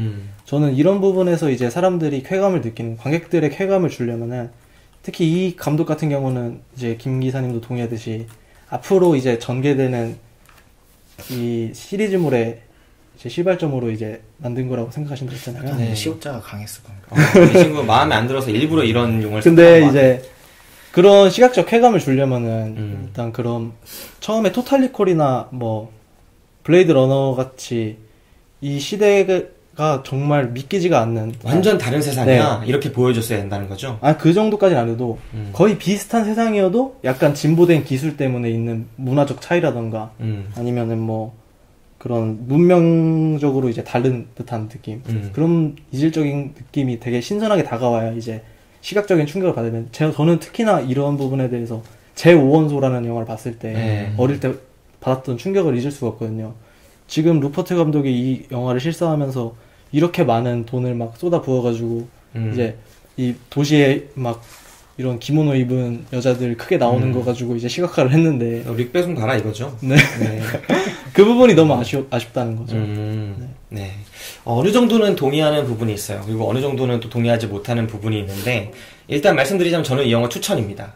이 영화는 추천이고 추천의 이유를 말씀드리자면 굉장히 드문데. 네, 이 영화 중반까지는 사실은 그냥 재미있게 볼 수 있는 타임킬링용 무비다 이렇게 생각을 하면서 봤어요. 그리고 원작 공각기동대를 정말 제가 찬사를 막 하면서 봤던 그런 작품이 있긴 하지만 그 작품이 있었다고 해서 이 작품을 평가하는데 있어서 더 무겁게 평가하거나 더 이 영화를 빡세게 평가하거나 이런 건 아니거든요. 저는 개인적으로 성향이 그냥 저 별개의 작품으로 보고 이 영화를 그냥 보고 있었는데 중반 이후부터 예를 들면 어느 정도 결론이 드러났죠. 이제 쿠사나기 마코토 소령 여기서는 메이저 이 친구가 자신의 과거를 어느 정도 알고 또 줄리엣 비노쉬가 등장하잖아요. 영화 속에 프랑스 연구자. 네. 그 연구자가 자신의 생명을 희생하면서 이 친구를 도망시켜줘요. 네. 네, 정말 많이 나오는 설정이죠. 연구자가 자기가 죽어가면서 이제 누군가를 풀어주고 뭐 이런 설정들. 이게 클리셰 중에 클리셰인데 어쨌든 그렇게 해서 이 쿠사나기 마코토가 도망을 막 칩니다. 도망을 막 치다가 그 친구가 마침 손에 쥐어줬던 이게 네 과거야 라고 손에 쥐어줬던 그거를 가지고 마치 본 아이덴티티의 그 본이 자신의 과거를 찾아가듯이 블라디보스톡으로 가죠. 네, 블라디보스톡으로 가듯이 마침 자기의 원래 어머니였을지도 모르는 그분의 집을 찾아서 갑니다. 거의 개연성이 네, 거기. 뭐 그렇게 말할 수 있겠지만 거기까지는 저는 이제 되게 이게 흔한 스토리로 가는구나라고 생각을 했어요. 근데 거기서 이제 일본인 배우 연기하시는 분이 어머니가 그분이 나와서 맞아주시죠. 근데 이 둘 사이에 미묘한 그런 관계로서 이들이 사실 딱 외모가 너무 다르니까 엄마하고 네. 딸이다 이렇게 확 가는 게 아니라 왠지 모를 그 미묘한 감정선을 영화가 보여주려고 노력했던 것 같아요. 감독이. 모녀지간인 걸 네. 유추할 수 있게끔. 네. 그리고 그들 사이에서는 아직도 긴가민가도 아니죠. 아니지만 아니죠. 나는 저 나이 때 딸이 있었고 그리고 왠지 모르게 저 친구 괜찮아 보이니까 차라도 한 잔 대접해야겠다 이런 식의 자리가 마련이 됩니다. 그 테이블 씬. 근데 제가 영화를 볼 때 개인적으로 테이블 씬을 정말 중요하게 생각하거든요. 네. 저는 테이블 씬을 정말 중요하게 생각을 하는데 이 영화에서의 그 테이블 씬을 이 감독이 그 영화 한 편 전반하고 바꿀 수 있을 정도로 중요하게 생각하고 찍었던 듯한 느낌을 많이 받았어요.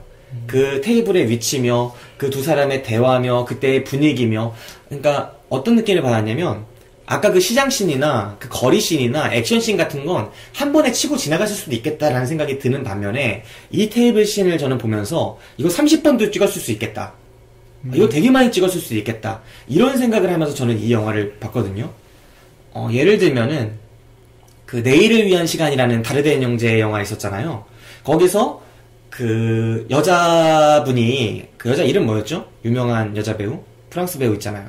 아마백님. 마리안 꼬떼아르. 그렇습니다. 마리안 꼬띠아르. 제가 아는 프랑스 여배우가 네. 그분밖에 없습니다. 그 마리안 꼬띠아르가 그 약을 엄청 먹어요. 스트레스를 되게 많이 받다가 일 같은 것들로 약을 과다 복용해서 거의 자살할 뻔하는 그런 장면이 있거든요. 근데 그 장면을 진짜 수십 번을 찍었대요. 근데 그 장면에서 느껴졌던 그런 식의 임팩트를 저는 그 테이블 씬에서 봤어요.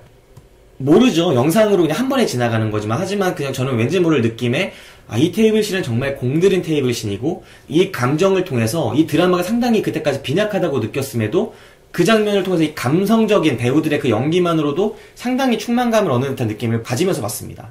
그리고 그 이후에 또 액션씬 같은 것들이 이제 나오잖아요. 반전이 영화의 나름의 반전이 드러나고 그리고 그 마이클 피트가 연기했던 그 악당인 줄 알았던 그 친구가 원작에서는 인형사처럼 여겼던 네. 쿠제? 네. 그 친구가 이 영화 속에서 사실상 동료 관계를 형성하게 되고 그들이 자신을 억압했던 그 기업하고 맞서는 사실 그 기업도 클리셰 중에 클리셰죠. 발전된 기업이 사실은 그 기술력을 이용해서 가난한 사람들 억압하고 정부를 또 농락한다. 로보캅이 그거 아닌가요? 로보캅이죠. 그러니까 상당히 로보캅적 설정으로 가는데 그럼에도 불구하고 그때 액션씬 쿠사나기가 그 마코토가 자신을 내던지면서 그 친구를 구하기 위해서 막 몸이 부서지면서도 그 뚜껑을 들어올리던 그런 장면들이 저는 이 공각기동대 시리즈의 3편에서 느꼈던 그런 주제의식을 보여줬던 그런 장면의 임팩트를 또 받았어요. 그래서 이렇게 생각하게 됐죠. 영화를 다 보고 나서는 영화 전체적으로는 그냥 편한 상업영화처럼 가면서 원작 자체가 주고자 했던 드라마적인 인상이라거나 또 주제의식적인 인상을 딱 몇몇 장면에 완전히 감독이 녹여버리고 싶어 했구나. 그걸 통해서 역전을 꿈꾼 게 아닐까라는 생각이 들 정도로 좀 개인적으로 감상을 아주 높게 받아서 때로는 그럴 수 있잖아요. 한두 개의 장면만으로도 정말 완전히 끌려버리는. 저는 그래서 이 장면을 봤다는 것만으로도 이 영화를 추천줄 수 있겠다라고 생각을 하면서 나왔고 그리고 우리 블랙리스트 상 저희 블랙리스트 상이 매년 연말에 열립니다. 이제 3회째를 맡게 될 텐데 그 상이 있잖아요. 최고의 1분. 네, 최고의 1분 씬에 전 추천하고 싶은 장면이 두 장면에 있었을 정도로 근데 왠지 선정되진 못할 것 같네요. 김 기사 혼자 하지 않을까. 네. 저도 김 기사님 생각처럼 그 장면은 인상 깊게 봤는데 네. 그 장면의 설정이나 각색은 좋았다고 생각하는데 너무 감정에 비해 씬의 시간의 분배가 너무 짧았다는 생각이 들었어요. 특히나 뭐 그 뒤에 이어지는 네. 이제 쿠사나기 대령이 자기 몸을 희생하면서 이제 네. 그 로봇에 싸우는. 네, 로봇과 싸우면서 이제 원작에서 이거 떨어뜨리는 거 거의 그대로 재현했잖아요. 네. 팔이 떨어지면서까지도 그거를 무너뜨리는. 근데 저는 이상하게 원작에서는 그 자기 몸이 부서지면서 그 기업을 무찌른다는 설정으로 그 행위가 나오는 거잖아요. 네. 그걸 표현하는. 그 행위가 되게 대단하고 멋지게 보이고 원작이 가지고 있는 주제를 잘 표현했다는 듯한 느낌을 받았는데 이 영화에서는 그냥 애니메이션을 그대로 그냥 따라하는 듯한 느낌. 그리고 저는 무슨 생각이 들었냐면 그 식사 이후에 네. 바로 영화가 끝났어야 된다고 생각했어요. 저는. 음. 왜 자꾸 나오지? 뭘 얘기하려고? 근데 거기서 끊어서 네. 뭔가 그러니까 후속작을 약간 염두에 둔 그래서 뭔가 더 다른 사건이 펼쳐지겠구나. 거기 딱 끝났으면 되게 깔끔하지 않았을까? 거기서 끝났으면 스크린으로 팝콘 날아갑니다. 네, 제가 반지의 저항 그 1편 보면서 애들이 노저으면서 끝나거든요. 그래서 제가 1편 봤을 때 그 충격을 잊지 못해. 제가 그때 진짜 들고 있던 팝콘을 스크린을 향해서 뿌렸거든. 그 느낌을 받았어요. 아니, 내가 지금 딱 그때 고2였나 고3이었나, 고3이었던 것 같아. 고3 때 그 스트레스 딱 이제 수능 이제 끝나고, 그걸 풀러 왔는데, 반지 원정대가 반지를 파괴하겠다고 강을 건너서 떠나는 장면에서 영화가 끝나는 거야. 그리고 2편은 1년 뒤에 나온대. 네, 그때 그 박탈감을 공각기동대 또 되풀이할 순 없죠. 근데 약간 느낌이 뭐냐면, 이렇게 쭉 가서 그 기억이 심어지는 걸 하이라이트 약간 클라이막스를 받고, 네. 그래서 자기 과거를 찾아서 거기서 탁 끝나는 거지. 좀 뭔가 여운 남고 좋잖아. 그럼 되게 드라마틱하죠. 네, 근데 감정씬이나 그 네. 캐릭터에 대한 배경을 좀 더 넣고서. 딱 나오면서 그 기타 라켓이 네. 랑 통화를 하고 끊으면서 탁 끝나는 거야. 본 시리즈네, 거의.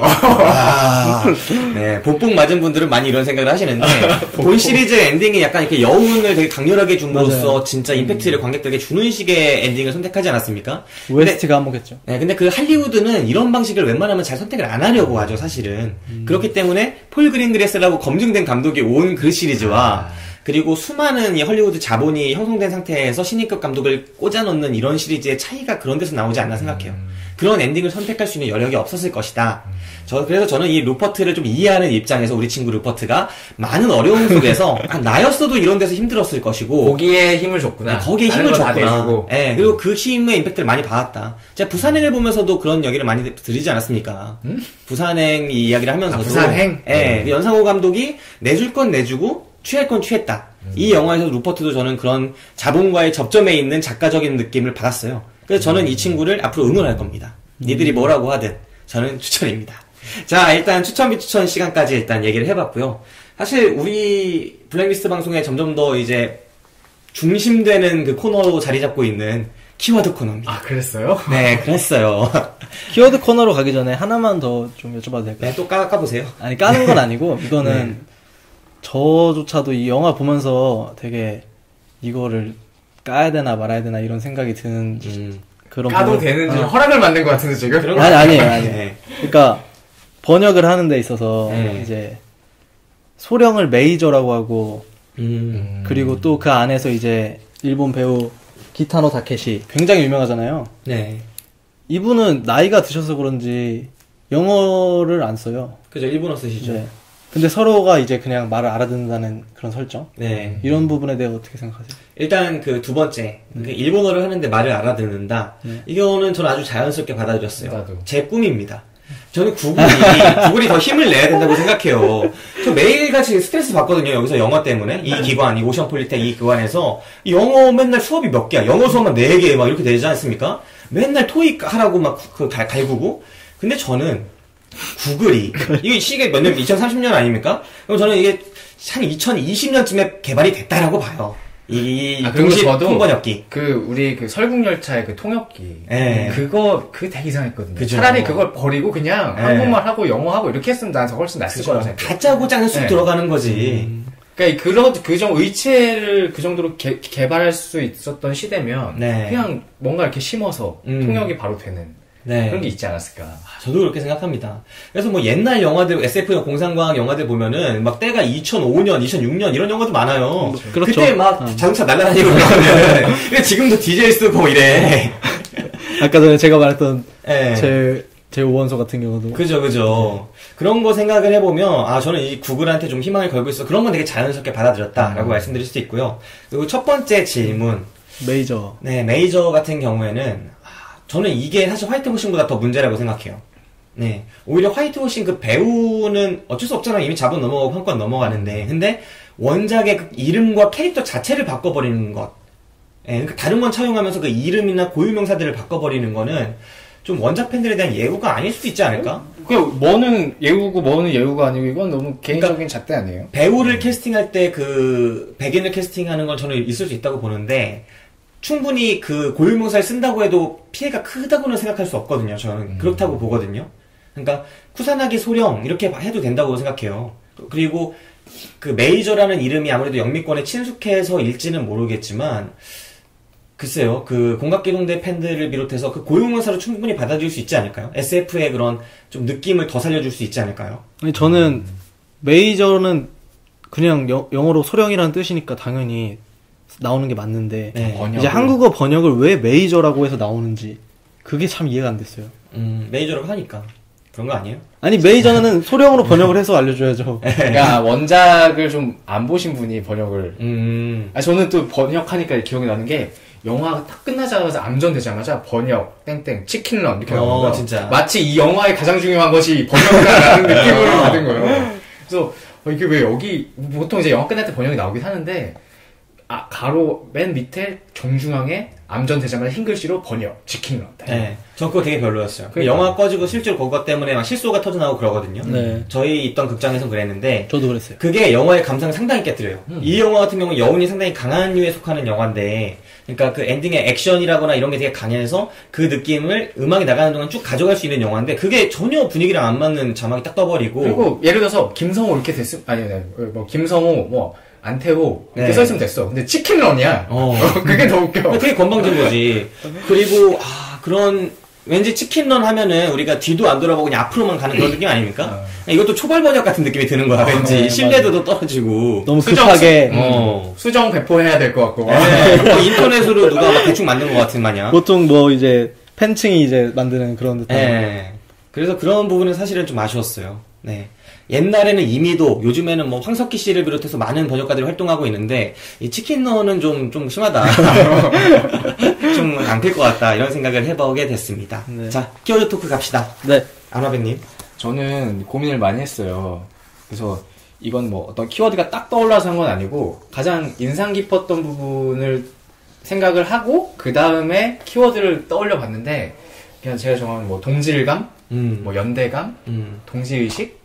왜냐면 이게 주인공 메이저가 자기 혼자만의 기억일 때와 자기 과거에 대해서 집착할 때와 그 다음에 이제 나 같은 애들이 전에 굉장히 많이 있었구나 라는 걸 느꼈을 때 확 달라지거든요. 그게 되게 중요한 것 같다는 생각이 많이 들었어요. 그러니까 우리가 평소에 생활하면서도 그냥 나 혼자가 아니라 나랑 비슷한 사람이 되게 많다라고 느꼈을 때 어떤 위안을 얻을 수도 있고 어떤 그게 동력이 될 수도 있는 거잖아요. 영화에서 이게 되게 중요하게 나온 것 같아서 이거를 키워드로 해보면 어떨까라는 생각이 들었고 또 계속 떠오르는 그 과거에 나와 메이저와 같은 사람이 있었고 그 실패작들이 많았다. 그 실패작이 있어서 내가 있었던 거고 요걸 보는 순간 계속 떠올랐던 영화가 에이리언 4가 생각이 났어요. 그 기억나실 거예요 다들. 그 영화 설정 자체가 그 주인공 여자가 죽었는데 DNA 뭐 이런 걸 통해서 합성이나 뭐 그런 걸 통해서 재생을 시킨 거잖아요. 이렇게. 그래서 딱 나가는데 그래서 이상한 능력을 갖고 있죠. 그 에이리언 시리즈의 그 영웅인 시고니 위버를 시고니 위버 계속 복제시켜가지고 맞아 복제. 근데 그냥 단번에 복제된 줄 알았는데 나중에 알고 보니까 굉장히 수많은 시행착오를 거쳐서 자기가 탄생하게 된 거죠.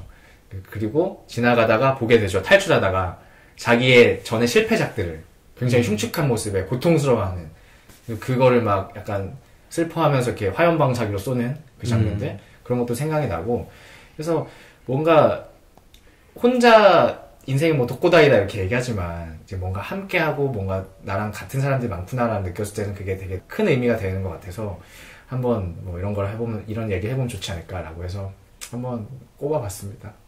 괜찮나요? 네, 동질감, 연대의식, 기억 이런 거 좀 재미없잖아요. 기억 기억하려다가 별로 할 얘기가 그러니까 나를 내 이전에 복제된 사람들에게 동질감을 느껴진다는 거? 그러니까 나름 그게 변곡점이 된 것 같아요. 혼자 내 과거만 궁금해 하잖아요. 네. 근데 그러다가 내 과거를 암과 동시에 그 닥터 오구레를 다그치면 몇 명 있었냐. 그거 되게 중요하게 생각을 하잖아요. 그럼 그거 되게 고통스러워하고. 네. 그런 거 보면서 그리고 나중에 그런 것들이 일어나지 않기 위해서 내가 뭐 더 노력해야지 약간 이렇게 되는 거니까 그게 나름 중요한 역할을 하고 있는 것 같아서. 아 근데 저는 그 부분을 좀 다르게 봤던 게 저는 이게 살짝 공감이 안 가는 게 저는 그 캐릭터가 물어보긴 했지만 그것 때문에 크게 고통스러워한다는 생각은 안 했거든요. 오히려 나 자신의 삶을 챙기기에 되게 급급하다는 인상을 받았어요. 그러니까 이 쿠사나기 마코토라는 이 친구는 놀랐던 거죠. 아, 나 전에도 그렇게 수많은 사람이 있었어? 그리고 지금 나야?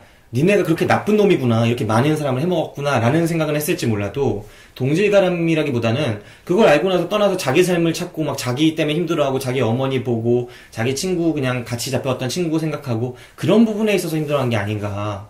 그래서 나랑 친했던 애들도 그렇게 된 거구나. 이런 것 때문에 힘들어하고 화났던 것. 그러니까 이 기업이 그 가출 청소년이나 이 사회 빈민계층, 이 무법지대에 살아가는 어린애들을 납치를 해가지고 그렇게 만들어버린 거잖아요. 기계로서 실험을 해버리는.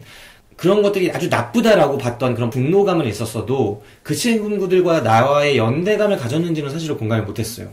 네, 그래서 저는 너무 티났나요? 갖다 붙인 거? 갖다 붙여서 아까 고민을 많이 했다라고 했던 것도 사실 깐 거구나 앞에 안 하고 왔구나. 고민을 많이 할게. 근데 저는 어쨌든 그 에이리언 얘기는 하고 싶었어요. 그래서 뒤에 할 얘기를 그냥 좀 끌어왔습니다. 사실 아까 우리가 계속 그 크리스토퍼 놀란 감독의 배트맨 시리즈, 그 새로 만들어진 배트맨 시리즈 그것과 함께 에이리언 시리즈도 비슷한 개념으로 뽑을 수 있을 것 같아요.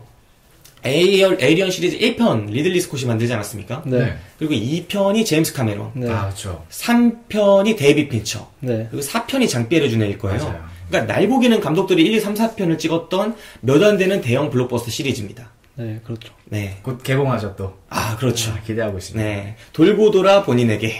네, 이런 게 오는 거죠. 언제까지 그 작품을 내실지 참 기대되는. 네. 정말 감독이죠. 제가 볼 때는 이제 약간 이제 갈 때가 오신 것 같은데 약간 작품들이 그런 생각을 살짝 해보고요. 근데 저는 아까 전에 말했던 네. 그 쿠사나기가 자기 이전에 똑같은 쿠사나기의 처지에 있는 그 수많은 그런 사람들을 봤을 때 느꼈던 감정이나 아니면 에일리언 4에서 이제 시고니 이버가 자기가 이렇게 복제됐다는 걸 알았을 때 그거에 대해 저는 느낀 점이 좀 달랐어요. 그리고 만약 나였다면 이걸로 저는 생각을 해봤는데 지금도 약간 문명이 너무 빠르게 진보하다 보니까 기술이 발전이 너무 빠르다 보니까 너무 세상이 달라지잖아요. 사는 이런 모습들이. 그래서 그런 게 우리가 아마 노년쯤에는 그런 사회가 될 수 있지 않을까라는 생각을 하기 때문에 이런 생각을 하는 건데 저는 약간 쿠사나기나 이런 시고니 이버 에일리언 4에서 시고니 이버의 그런 상황이라면은 지금 제가 느끼는 감정도 약간 비슷하다고 생각해요. 그러니까 내가 기업이나 어떤 이익 집단에 내 인생인데 내 삶인데 그걸 위해서 내가 태어났고 나는 그럼 어떻게 살아가야 되지? 라는 이런 질문을 던지게 되는 거. 우리도 약간 왜 살아야 되는 이유라든지 아니면 대의에 대해서 많이 생각하면서 고민하면서 사는데 어쩔 수 없이 우리 일상을 살면서 그냥 먹고 살 궁리를 하면서 살게 되잖아요. 근데 그것도 어떻게 보면 기업들의 쳇바퀴에 돌아가는 거고 그런 노동자 신분을 벗어날 수가 없으니까. 근데 그런 의미에서 저는 생각을 해봤어요. 그러니까 끝이에요? 그렇기 때문에 네. 이제 기술이 빨리 발전해서 저희가 위치를 입고 다시 때려잡아야 된다. 아, 근데 과연 우리가 의체를 살 수 있을까요? 그 생각을 하게 되는데. 실험의 대상이 돼야만 우리가 이걸 쓰는 거 아니야? 그러니까 이 영화 속의 세계관에서 사실 어떤 사람들은 의체로 자신의 몸을 대체하기도 하고 나 돈 벌어가지고 인공 간 샀다? 이제 술 무한대로 먹을 수 있어! 막 이러고 또 어떤 친구는 나의 몸은 완전히 의체가 하나도 없이 완전 순수한 인간의 몸이다. 그래서 좋다. 자연산이다. 그래가지고 난 이것이 좋다. 이렇게 주장하는 친구도 있고 또 곳곳에서 이제 중간에 이 마코토 이 사람이 나가잖아요. 탈출해서 어떤 창녀를 만나요. 아프리카 창녀처럼 보이는. 맞아. 그런데 그 친구는 얼굴을 완전히 하얗게 이제 기계적으로 완전히 그 화장을 해놓고 있었는데 가면 같은 걸 쓰지 않았나요? 그 약간 그 당시에 화장 같은 걸 것 같아요. 네. 그래서 화장을 지워봐 이러거든요. 그러니까 그 쫙 떼니까 화장 한 겹인 거죠, 사실은. 뗄 수가 있는 탈부착식 화장인 거죠. 그래서 그걸 쫙 떼니까 그 검버섯도 피어 있고 약간 그런 듯한 죽은 깨 가득. 검버섯은 죽을 때 피는 거지. 죽을 때가 아니죠.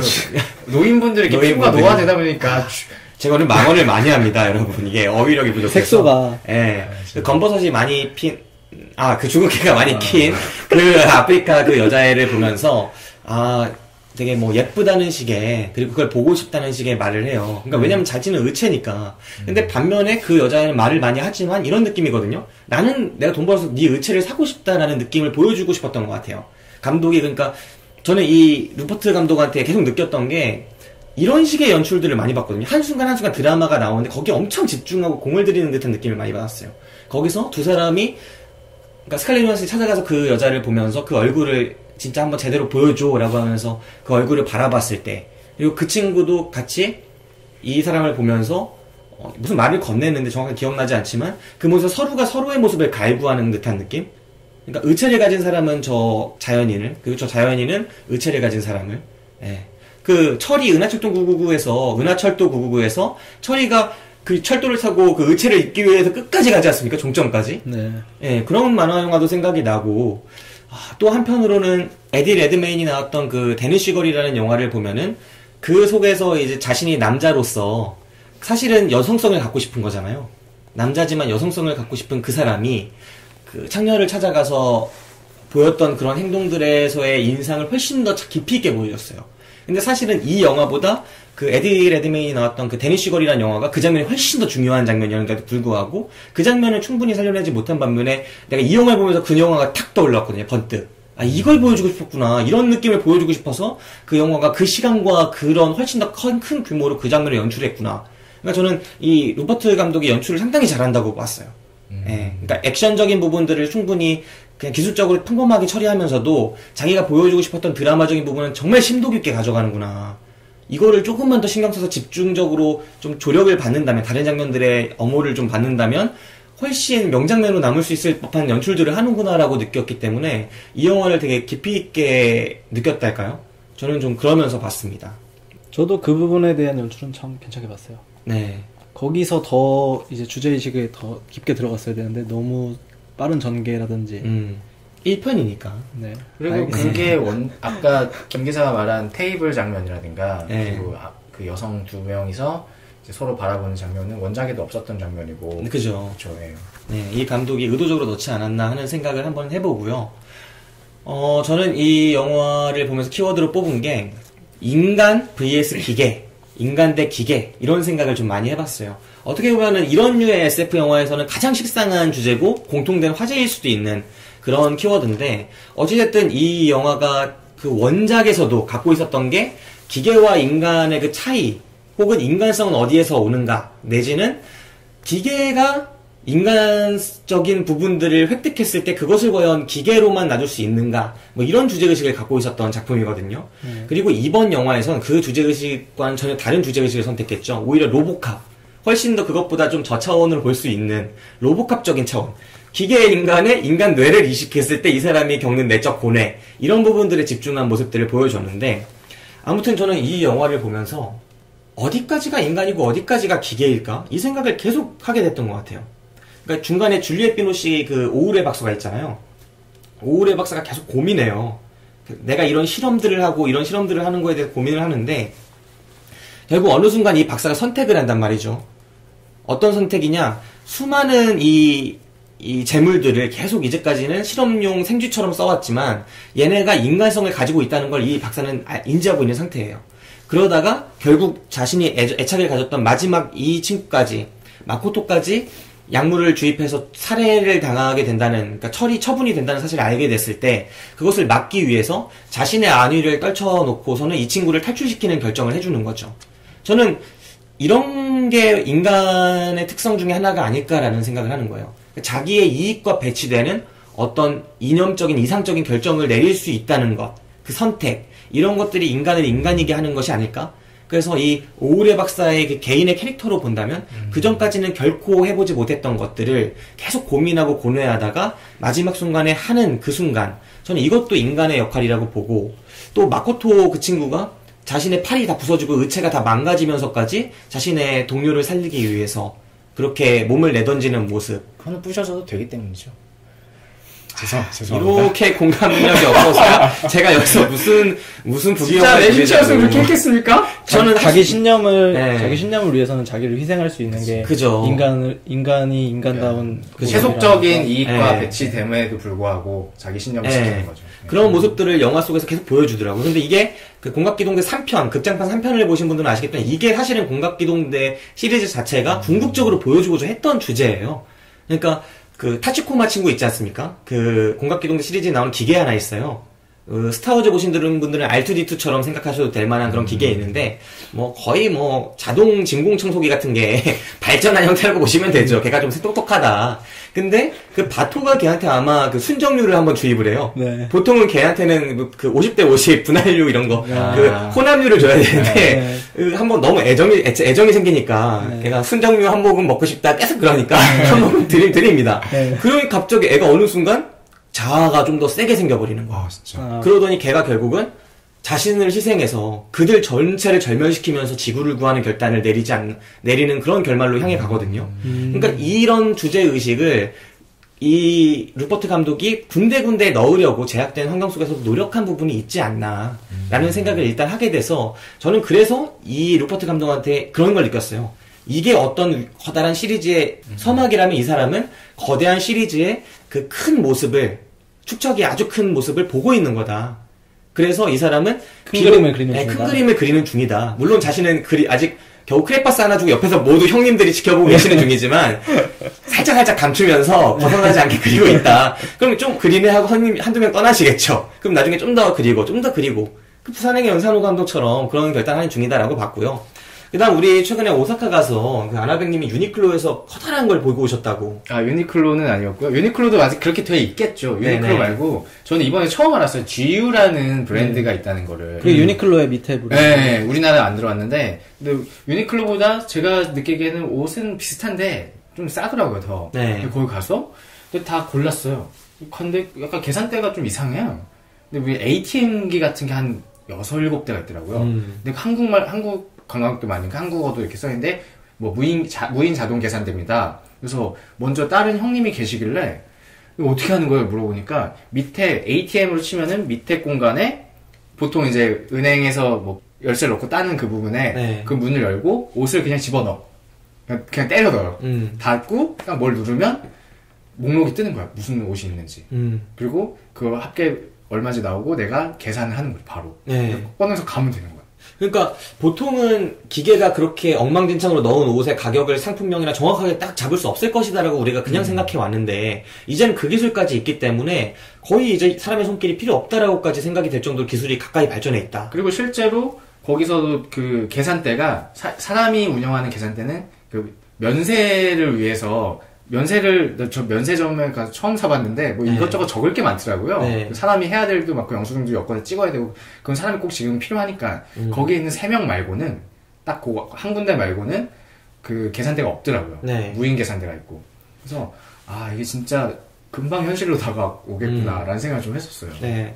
그뿐만이 아니라 일본 전체가, 그러니까 일본이라는 나라 자체가 원래 자동화가 많이 되어 있는 나라고 그런 부분들이 있었지만, 이번에 저도 가서 느낀 게 이제 그 자동화가 너무나 많이 발달해 있구나라는 걸 많이 느끼고 왔었는데, 최근에 그런 얘기도 있더라고요. 그, 일본에서 이제 편의점 업계가 정부랑 손을 잡고, 5만 개 정도의 점포에다가 무인 계산대, 앞에 말씀해 주신 거랑 거의 동일한 무인 계산대를 편의점에 넣는다는 거예요. 근데 이 계산대에는 손님들이 그, 무인 계산대에 그 팔이 있는 데다가 그 제품들을 그냥 엉망진창으로 올려놔도 가격이랑 그게 쫙 뜬다는 겁니다.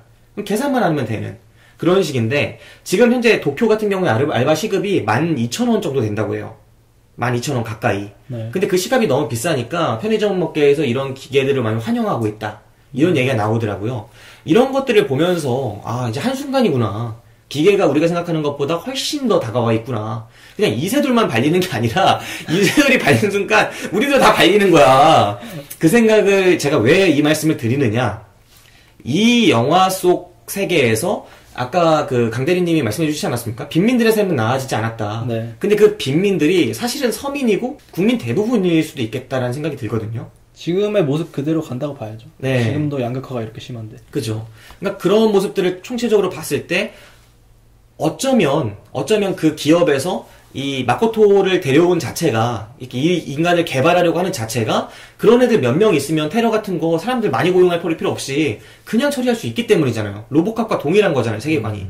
그럼 마코토 한 4-5명 고용하면 특공대가 필요 없는 거야. 100명, 200명 되는. 그렇기 때문에 하는 거고, 실제로 이 세계관 속에서 게이샤나 이런 것들을 전부 다 그 의체들이 하고 있고, 사람들은 의체들 몇 개 고용해가지고 노동 같은 거 다 하고 있어요. 심지어는 유이까지도 의체한테 맡겨놓는 그런 상황까지 와버렸죠. 그런 세계관 가운데서 이런 세계관만 보고도 저는 좀 충격적인 부분들이 어느 정도 있었거든요.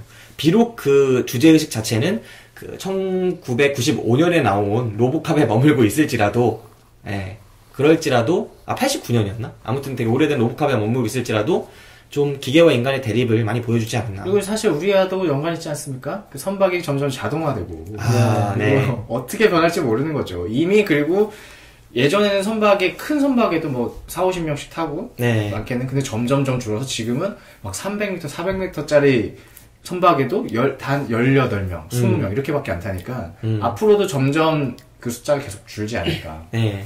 처음에 강대리님이 그 개인의 그 정보 같은 것들, 그러니까 실명제를 해야 되느냐, 약간 익명 쪽에 뭐 그런 이야기를 했을 때 우리가 양쪽으로 찌부대고 있다, 형국은. 그 말씀 드리지 않았습니다. 근데 언제나 그 진리는 중첩점에 있는 것 같다는 생각이 드는 게, 옛날 또 범선 시대에 한 300-400명이 졸라 조그만 배에 몰려타가지고, 막 거기서 누구 도돌리고 막 이러던 시대. 그리고 또 뭐 갤리서에서 노젓고 이러던 시대에 비하면은 우리는 늘 자동화가 되길 바래왔단 말이죠. 근데 이제 와서 자동화가 또 되는 거에 의해서 우리가 또 밀려나고 있으니 답답한 노릇이에요. 그래서 우리가 한 20년 좀 더 일찍 태어났어야 된다. 결론은. 그죠. 이 대세를 거슬 수 기술의 없으니. 발전으로 노동에서 이제 인간이 해방됐을 때는 그거에 대한 혜택을 모두가 받아야 되는데 그게 극소수만 받는다는 게 문제죠. 그죠.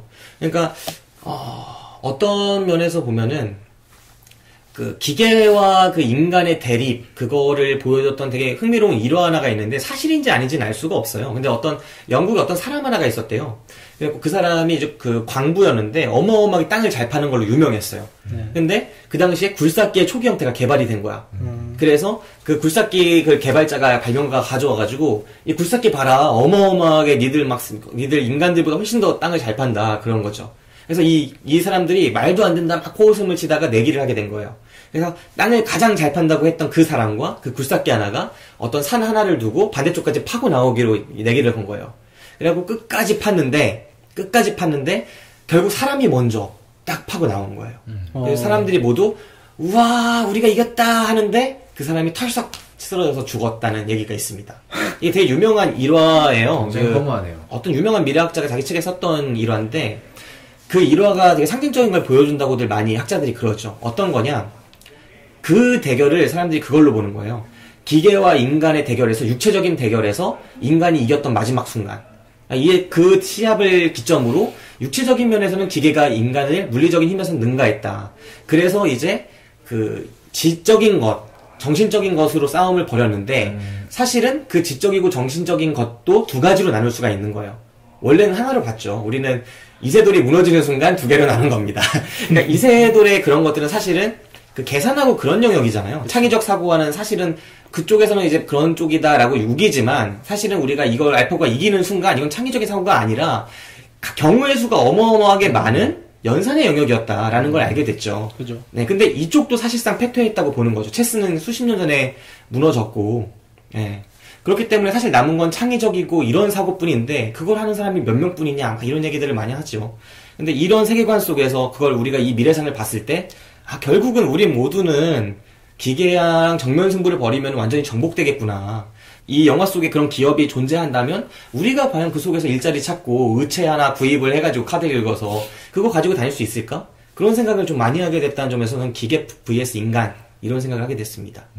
그리고 더불어서 우리가 사실 기자 생활할 때 늘 그 생각하지 않았습니까? 우리가 언제 이 기계가 우리만큼 기사 쓸까? 금방이다. 진짜 금방이다. 이미 쓰고 있다는 얘기도 있고. 근데 우리가 이제 배를 타러 와서는 또 기계가 배를 물까봐 걱정을 하고 있는데 곳곳에서 다 이렇게 무너져가고 있구나. 저도 사실 키워드 토크에 이 자동화를 가져왔거든요. 네. 근데 저는 이제 학교 다닐 때 후배들하고 그런 얘기를 했어요. 한창 이제 한 1, 2년 전에 이제 무인 자동차가 뭐 구글이 개발을 한다, 뭐 테슬라가 개발을 한다 하면서 했을 때 이제 무인으로 거의 지금 운행이 되고 있는 차들도 있잖아요. 네.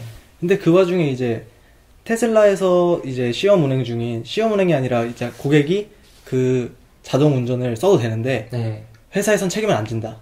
아직까지 완벽하지 않으니까. 근데 그렇죠. 사람들은 쓰는 거죠. 이게 편하니까. 네. 근데 그 사고가 나서 죽었잖아요. 그게 네. 언제 화제가 된 적이 있는데 제가 그 원인을 이렇게 찾아보니까 그 시스템이 이렇게 이 수많은 센서들이 달려가지고 이제 사방에 있는 물체들을 감지하고 자동차를 감지하고 사람을 감지하고 하면서 운전을 하는데 이게 사람들이 완벽하다고 생각했던 부분이 허점이 있던 거예요. 네. 그게 흰색 차였는데 흰색 차가 이 광원이 네. 태양이 어떤 각도에 있어가지고 딱 반사가 되니까 정말 눈부시게 완전히 되는 순간이 있잖아요. 눈뽕 맞은 네. 거지. 네. 우리가 그 순간에 이제 얘가 이제 그거를 다른 걸로 인식해버린 거야. 네.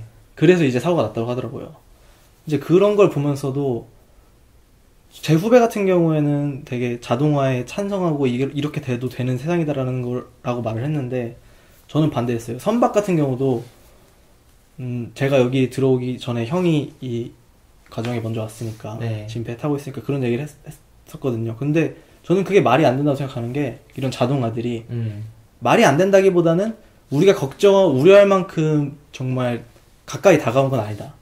왜냐면은 자동차도 그러하고 선박도 그러하고 중국 이런 어선들이나 한국도 어선들 엄청 많잖아요. 네. 그런 저희도 실상을 들어보면 제대로 뭐 그 레이더도 제대로 안 다는 선박들도 있고 말을 안 듣는 선박들도 있는데 이런 인간의 그 불규칙적인 움직임이나 그런 의도들을 예측할 수가 없다. 특히나 그 자동차 같은 경우에도 저희끼리 이렇게 위견분분하게 싸울 때 이걸 해결하려면은 그냥 흰색 차를 못 사게 하면 된다 이거예요. 전 세계적으로. 근데 자동화된 차를 타고 싶은 사람도 있고 내가 운전하는 걸 즐기는 사람도 있는데 네. 내가 운전하는 걸 즐기면서 흰색 차를 몰고 싶은 사람의 권리를 침해하는 거잖아요. 이건 말이 안 된다. 약간 이런 식으로 저는 논의를 펼쳤는데 무슨 얘기하려고 이런 얘기 그걸 과연 구글이 그거를 해소하지 못할까요? 그 정도의 문제점을 과연 저는 구글 쪽이 충분히 해소할 수 있다고 보는데. 저는 그런 게 어떻게 될지는 뭐 저는 알 수 없지만 일단 이 자동화에 대해 이렇게 생각해 보면은 약간 이 자본주의에 대해서도 조금 저희가 이제 시각을 달리해야 되지 않나. 자본주의가 이제 한계를 드러낸 게 아닌가라는 생각이 들어요. 지금 뭐 선진국에서 많은 자본가들이 자기의 재산을 환원하고 이런 움직임이 펼치잖아요. 네. 지금처럼 이 근미래를 그린 SF 영화 이제 공각기동대나 이런 것 같은 경우에도 자동화가 돼가지고 결국 저희가 얘기한 거 아까 전에도 그 2년 휴가 얘기할 때 이제 소비 진작을 얘기했잖아요. 근데 결국에 기득권이 일단 모든 이득을 취득하게 되면은 남은 개인들이 그런 소비 진작을 못하게 된다. 그래서 자본주의가 망하게 될 것이다라는 게 제 생각이에요. 이런 욕심을 버리지 않으면. 이게 그거 아닌가요? 그 프롤레타리아 혁명이 이런 거 아닌가요? 이게 그 내가 볼 때 막스랑 손 잡았어야 됐어. 막스랑 잡아줬을지 모르겠는데. 그러면 어디 지리산에 이제 빨치산 활동하다가 포위돼가지고 힘들었겠죠. 아무튼 그런 생각을 해봅니다. 저는 근데 아까 어선 얘기하고 이랬는데 네. 사실 어쩌면 되게 가까운 미래에 기계배들이 가서 참치대 어마어마하게 잡아갖고 끌어올리는 것도 가능하다고 생각해요. 그거를 막는 힘의 문제지 그 기술력은 생각보다 많이 가까이 있다고 생각을 하거든요. 그리고 그 기술력에 일부 오차가 있다고 할지라도 그런 오차 정도는 무시하고 갈 수 있는 그런 자본의 체계가 이미 완성되어 있다고 저는 생각을 해요.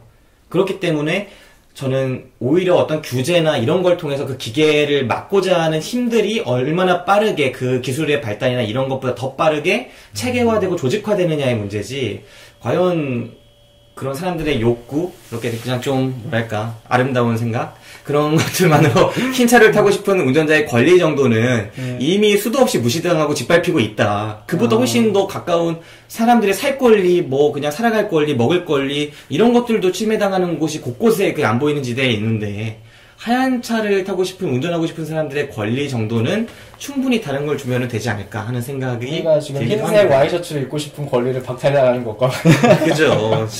김 기사님이 그렇게까지 비관적으로 보신다면. 근데 그래서 저희가 준비했습니다, 청취자 여러분. 그 기본소득에 대한 다큐멘터리라는 편이 있는데 그 다큐멘터리를 저희가 조만간 다룰 예정이에요. 아, 그런 다큐멘터리가 있어요? 누구한테 제가 공지를 했던 걸로 기억을 하는데. 저는 못 들었는데. 저도 못 들었는데요. 혹시 사다리 라는 말씀 들어보신 적 없나요? 저는 못 들었는데. 부자와 사다리. 그 다큐멘터리 우리나라 방송 다큐 얘기하는 네네. 거. 근데 그게 어떤 내용이라고는 말하지 않으셨어요? 그게 약간 기본소득과 연관된 부분이 있는데, 사실 기본소득을 찬성하시는 분도 있고 반대하시는 분도 있고 여러 가지 또 이야기들이 나올 수 있을 것 같아서 그 다큐멘터리도 한번 좀 다뤄보면 좋을 거라고 생각을 하고 있습니다. 네, 그때도 이런 기계적인 부분들, 이런 부분도 한번 다뤄보면 좋겠네요. 네, 일단 키워드 토크 한 바퀴 돌았습니다. 자, 연관영화, 우리 연관영화 시간 한번 가져봅시다. 아나백님, 어떤 영화 뽑아오셨나요? 저는 늘어질 대로 늘어지셔가지고 이제 맨날 하는 영화인데. 네. 다크시티. 다크시티.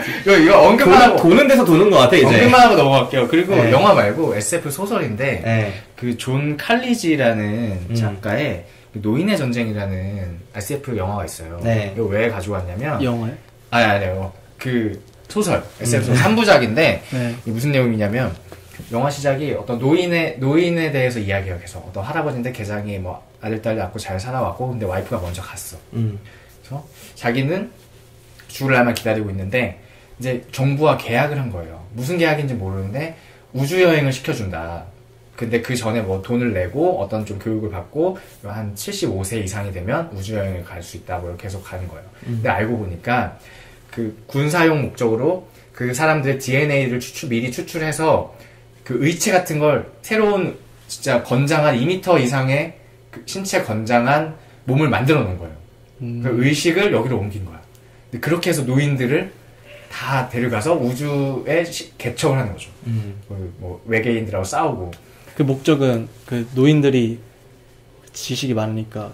그것도 목적 중에 하나고, 노인들은 이 삶의, 이 땅의 미련이 상대적으로 적으니까, 죽음 대신 조금 일찍, 뭐 이렇게 그렇게 되는 건데. 스타크래프트 해라. 근데 거기서 나오는 되게 인상 깊은 장면들이, 거의 70살이면은 50살부터 뭐 70살 한 30년 동안 노쇠한 몸을 가지고 살았잖아요. 네. 근데 진짜 신체 건장한 강화된 몸을 가지고 남녀가 다 있는 거잖아요. 네. 그래서 그 자유를 줘요. 한 달간 자유. 그걸 작가가 그리는데 서로 마음 맞으면 막 가서 자기도 하고 막 운동을 하고 막 그런 것들이 나오는데 그게 너무 나는 인상 깊었던 거죠. 근데 그게 인상 깊었는데 이 연관 뽑은 거는 이 의식을 옮긴다는 거. 근데 거기서도 그 사람들은 똑같이 인간으로서 생각을 하고 활동을 하는데 몸만 바뀐 거잖아요. 그래서 아까 이제 김 기사가 얘기한 것처럼 기계냐 인간이냐 이런 것들도 거기서도 약간 느낌이 있었고, 일단 굉장히 재밌어요. 이 그 소설이. 그래서 혹시 관심 있으시면 읽어보시면 좋겠다 해서 그냥 한번 말해봤습니다. 네. 다크시티를 하지 않기 위해서 제가 상당히 괜찮네요. 앞으로도 그런 거 많이 준비해보세요. 알겠습니다. 네. 어떤 작품이었다고요? 노인의 전쟁이라는 작품이고요. 이게 1부고 2부, 3부가 있는데 그거 잘 기억이 잘 안 나네요. 네, 알겠습니다. 자, 강대리님은 어떤 작품 뽑아오셨는지. 저는 일단 300이랑 신시티. 이거는 그냥 언급만 하고 넘어갈게요. 제가 아까 전에 말했던 어떤 점에서 뽑았는지. 일단 원작이 있는 거를 원작이 있는 작품, 이게 그래픽 노블이 됐던 애니메이션이 됐던 소설이 됐던 이렇게 영화로 시각화를 할 때는 그거에 맞는 한 3,000개쯤 될 수 있을 것 같네요. 네, 알겠습니다. 원작이 있는 작품 뽑아오셨고. 어떤 말씀인지 아시겠죠? 네. 그리고 나머지 셀프리스라는 영화인데 네. 제가 김 기사님한테 추천드린 그 타셈싱 감독의 영화예요. 네. 근데 이것도 지금 방금 아나백님이 말씀하신 내용이랑 거의 비슷해요. 이런 시대를 그렸어요? 이런 시대는 아닌데 네. 이 영화의 내용은 이제 미국의 뉴욕의 그 주인공이 지금의 뉴욕이 있기까지 이제 이 건물들을 이제 건축하는 데 이제 종사했던 사람이에요. 되게 헌신했던 사람. 그 결과 엄청난 부를 이뤘어요. 근데 이 사람이 약간 험한 거지. 근데 그 와중에 이제 젊은 몸으로 바꿔줄 수 있다는 회사가 이 사람한테 접근을 해가지고 되게 친한 친구가 그 사람도 좀 더 고위층에 있던 사람인데 자기도 추천을 받았다 이렇게 해가지고 알려주게 되고 그 수술을 받게 되는데, 수술이라기보다는 어떤 기계장치에 들어가가지고 젊은 몸으로 바뀌어요. 젊은 몸으로 바뀌었는데 막 이틀에 한 번, 하루에 한 번 이제 약을 먹어줘야 되는 거예요. 근데 지금 아백님 말씀하신 것처럼 이 사람도 이제 젊어지니까 이제 여자들도 만나고 놀고 돈도 많겠다. 엄청나게 펑펑 쓰면서 살다가 이제 어느 순간 약을 잠깐 빼먹을 때마다 누군가의 기억이 자꾸 스쳐가는 거예요. 그러다 보니까 이제 너무 궁금해지는 거예요. 누굴까? 그래가지고 그 기억을 찾아서 어떤 마을에 가는데 네. 자신을 보고 죽었던 남편인 줄 아는 여자를 만나게 되는 거예요. 그러니까 그게 그냥 만들어진 몸이 아니라 누군가 죽은 참전용사의 몸이었거든요. 그 몸을 자기가 얻은 거죠. 근데 그 영화의 결말까지 말해도 되나요? 뭐 하셔도 됩니다. 그럼 여기까지만 할까요? 아니요, 괜찮아요. 이 얘기를 하기 위해서는. 아까 전에 저희가 얘기했던 그 좋은 아름다운 이야기를 이 영화의 주제가 설명하고 있거든요. 그 인간성을 나타내는 거는 인간이 그 자신의 신념을 위해서 자기의 이익과 배반되는 행위를 하는 것이라고 했잖아요. 네. 그런 주인공이 그런 선택을 하거든요. 이제 자기는 젊은 몸을 얻지만 돈을 내고서 젊은 이제 과부한테는 그 남편의 몸을 빼앗아간 거잖아요. 그걸 돌려주기 위해서 이제 자기가 희생하고 돈을 줬었나? 그렇게 끝났던 것 같아요. 네. 어떻게 희생을 하죠? 자기가 대신 저 변태를 어떻게 해야 될까? 네. 나도 그 영화가 생각났어. 이병헌이 나왔던 자기 그러니까 형수를 사냥해서 자기 형이 죽었는데 그 자기 형인 것처럼 행동해가지고 막 그런 영화가 있었나? 있었어요. 이병헌이 나왔던? 그 형의 일기를 몰래 훔쳐보고 네. 그래서 진짜 나는 약간 그런 느낌 아니에요? 범죄의 재구성? 아니야, 그러니까 그 영혼이 들어갔다는 것처럼 이렇게 형수를 속여서 그 형수를 이렇게 같이 사랑을 하는 그런 게 있었어요. 근데 갑자기 생각나네. 네. 역시 그런 영화만 잘 찾아봐요. 진짜 어디서. 이거 어릴 때 OCN 같은 데 많이 봤습니다. 아니, 이병헌이 그런 영화에 나왔나요? 진짜 이병헌 맞을걸요? 네, 이병헌이 원래 적성 살린 영화들에 좀 많이 출연하는 부분들이 있네. 네. 아무튼 그렇고 저는 연관 영화로 이제 한 5개 정도 뽑아봤는데 네. 일단은 가장 설정면에서 비슷한 게 로보캅이죠. 네. 그러니까 어떤 기업이 그 치안 권력, 공권력을 대신하는 부분들이 일부 있고 그리고 그쪽에서 경비를 절감하기 위해서 기술을 이용해서 사람의 노동력을 대체하고자 한다. 그리고 그 기술 개발에 들어가는데 그 기술 개발이라는 게 인공 몸에 사람의 뇌를 이식하는 것. 그것이다. 이 점은 로보캅하고 상당히 유사해요. 그래서 그 개체가 자신의 존재에 대해서 끊임없이 의심하고 고뇌하는 부분들이 생겨나는 그런 부분들, 자신의 과거로부터 완전히 독립되지 못하는 그런 부분들, 그로부터 자신의 자아를 점점 더 명확하게 깨달아가는 부분들, 그런 것들이 로보캅과 많이 유사하다. 기본적인 설정은 빌려왔다라고 볼 수 있겠습니다.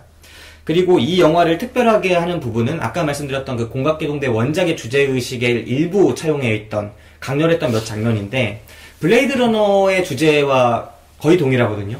네. 블레이드 러너 보시면은 안드로이드. 네, 안드로이드 중에 루커 하우어라는 배우가 좀 좋아했던 배우인데 그 배우가 연기했던 로이라는 캐릭터가 있습니다. 거의 사실 행동대장급으로 나오죠. 그 안드로이드 중에 반란하는. 네. 그 안드로이드가 해리스 포드가 그 안드로이드 사냥꾼이잖아요. 네. 계속 죽이는데 마지막에 안드로이드가 알아요. 자신의 수명, 저장되어 있던 안드로이드로서의 수명이 거의 다 했다는 걸 압니다. 그 마지막 대결 중에.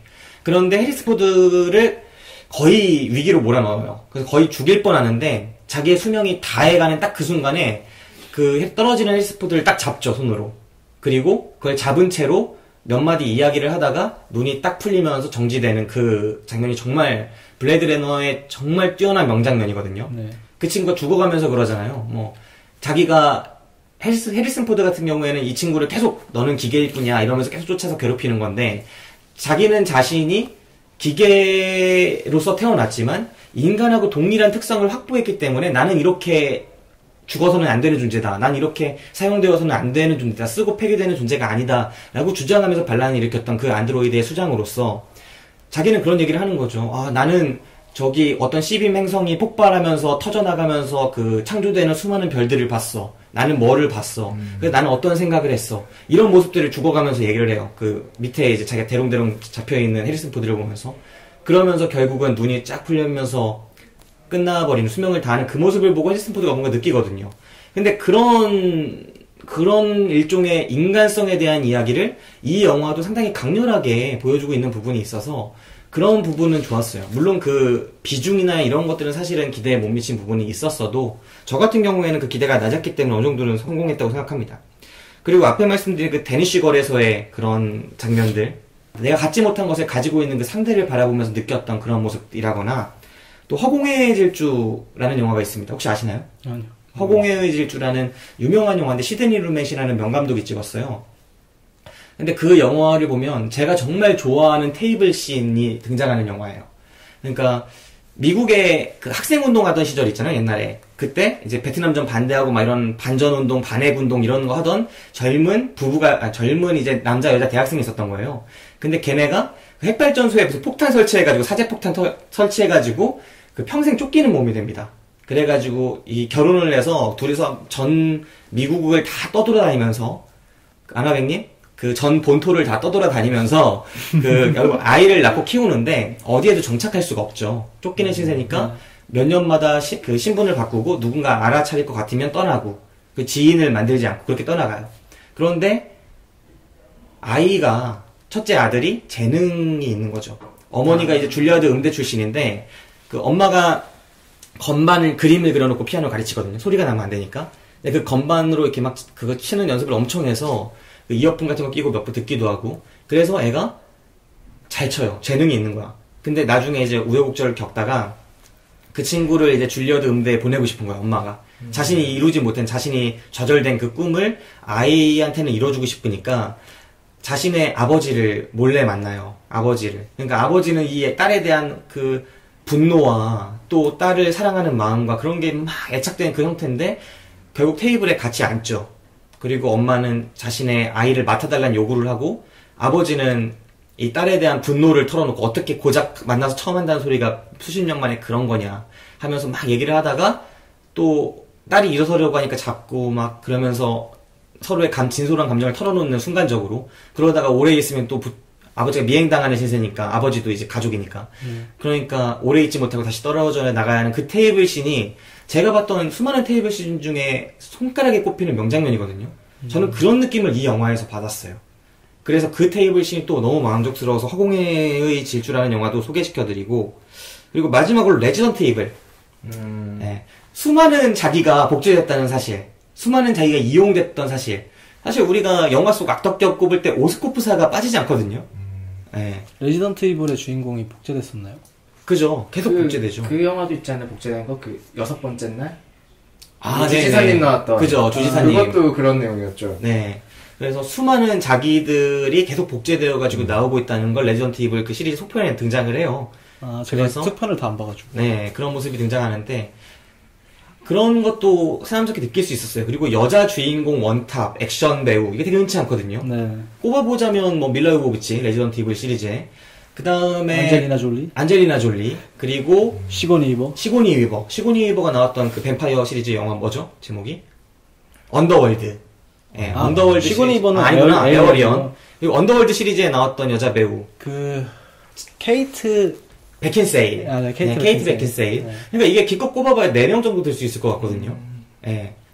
그런데, 이제 블러드의 전지현, 뭐 이렇게 꼽을 수 있겠지만, 예, 그런 굉장한 배우들 속에서, 저는 이 배우, 예, 스칼렛 요한슨이 이제 완전히 자리 확보하겠다. 이제 블랙 위도우도 한번 나오는 겁니까? 그죠. 블랙 위도우의 그 모습도 장장했지만, 이 공각기동대에서의 여전사 모습이 저는 더 크게 와닿았다는 점에서, 이 배우도 한번 꼽아볼 수 있을 것 같습니다.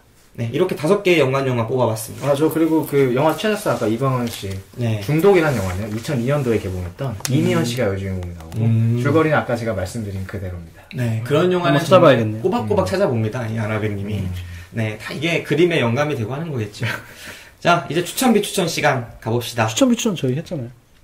그러니까 우리 바뀐 게 있나 이야기를 나누면서 마지막에 이야기를 하고서 그런 이야기를 하거든요. 근데 혹시나 그 전에 대사나 장면 같은 거 혹시 영화에 기억 남는 거 있으시면 한 번씩 얘기를 할까요?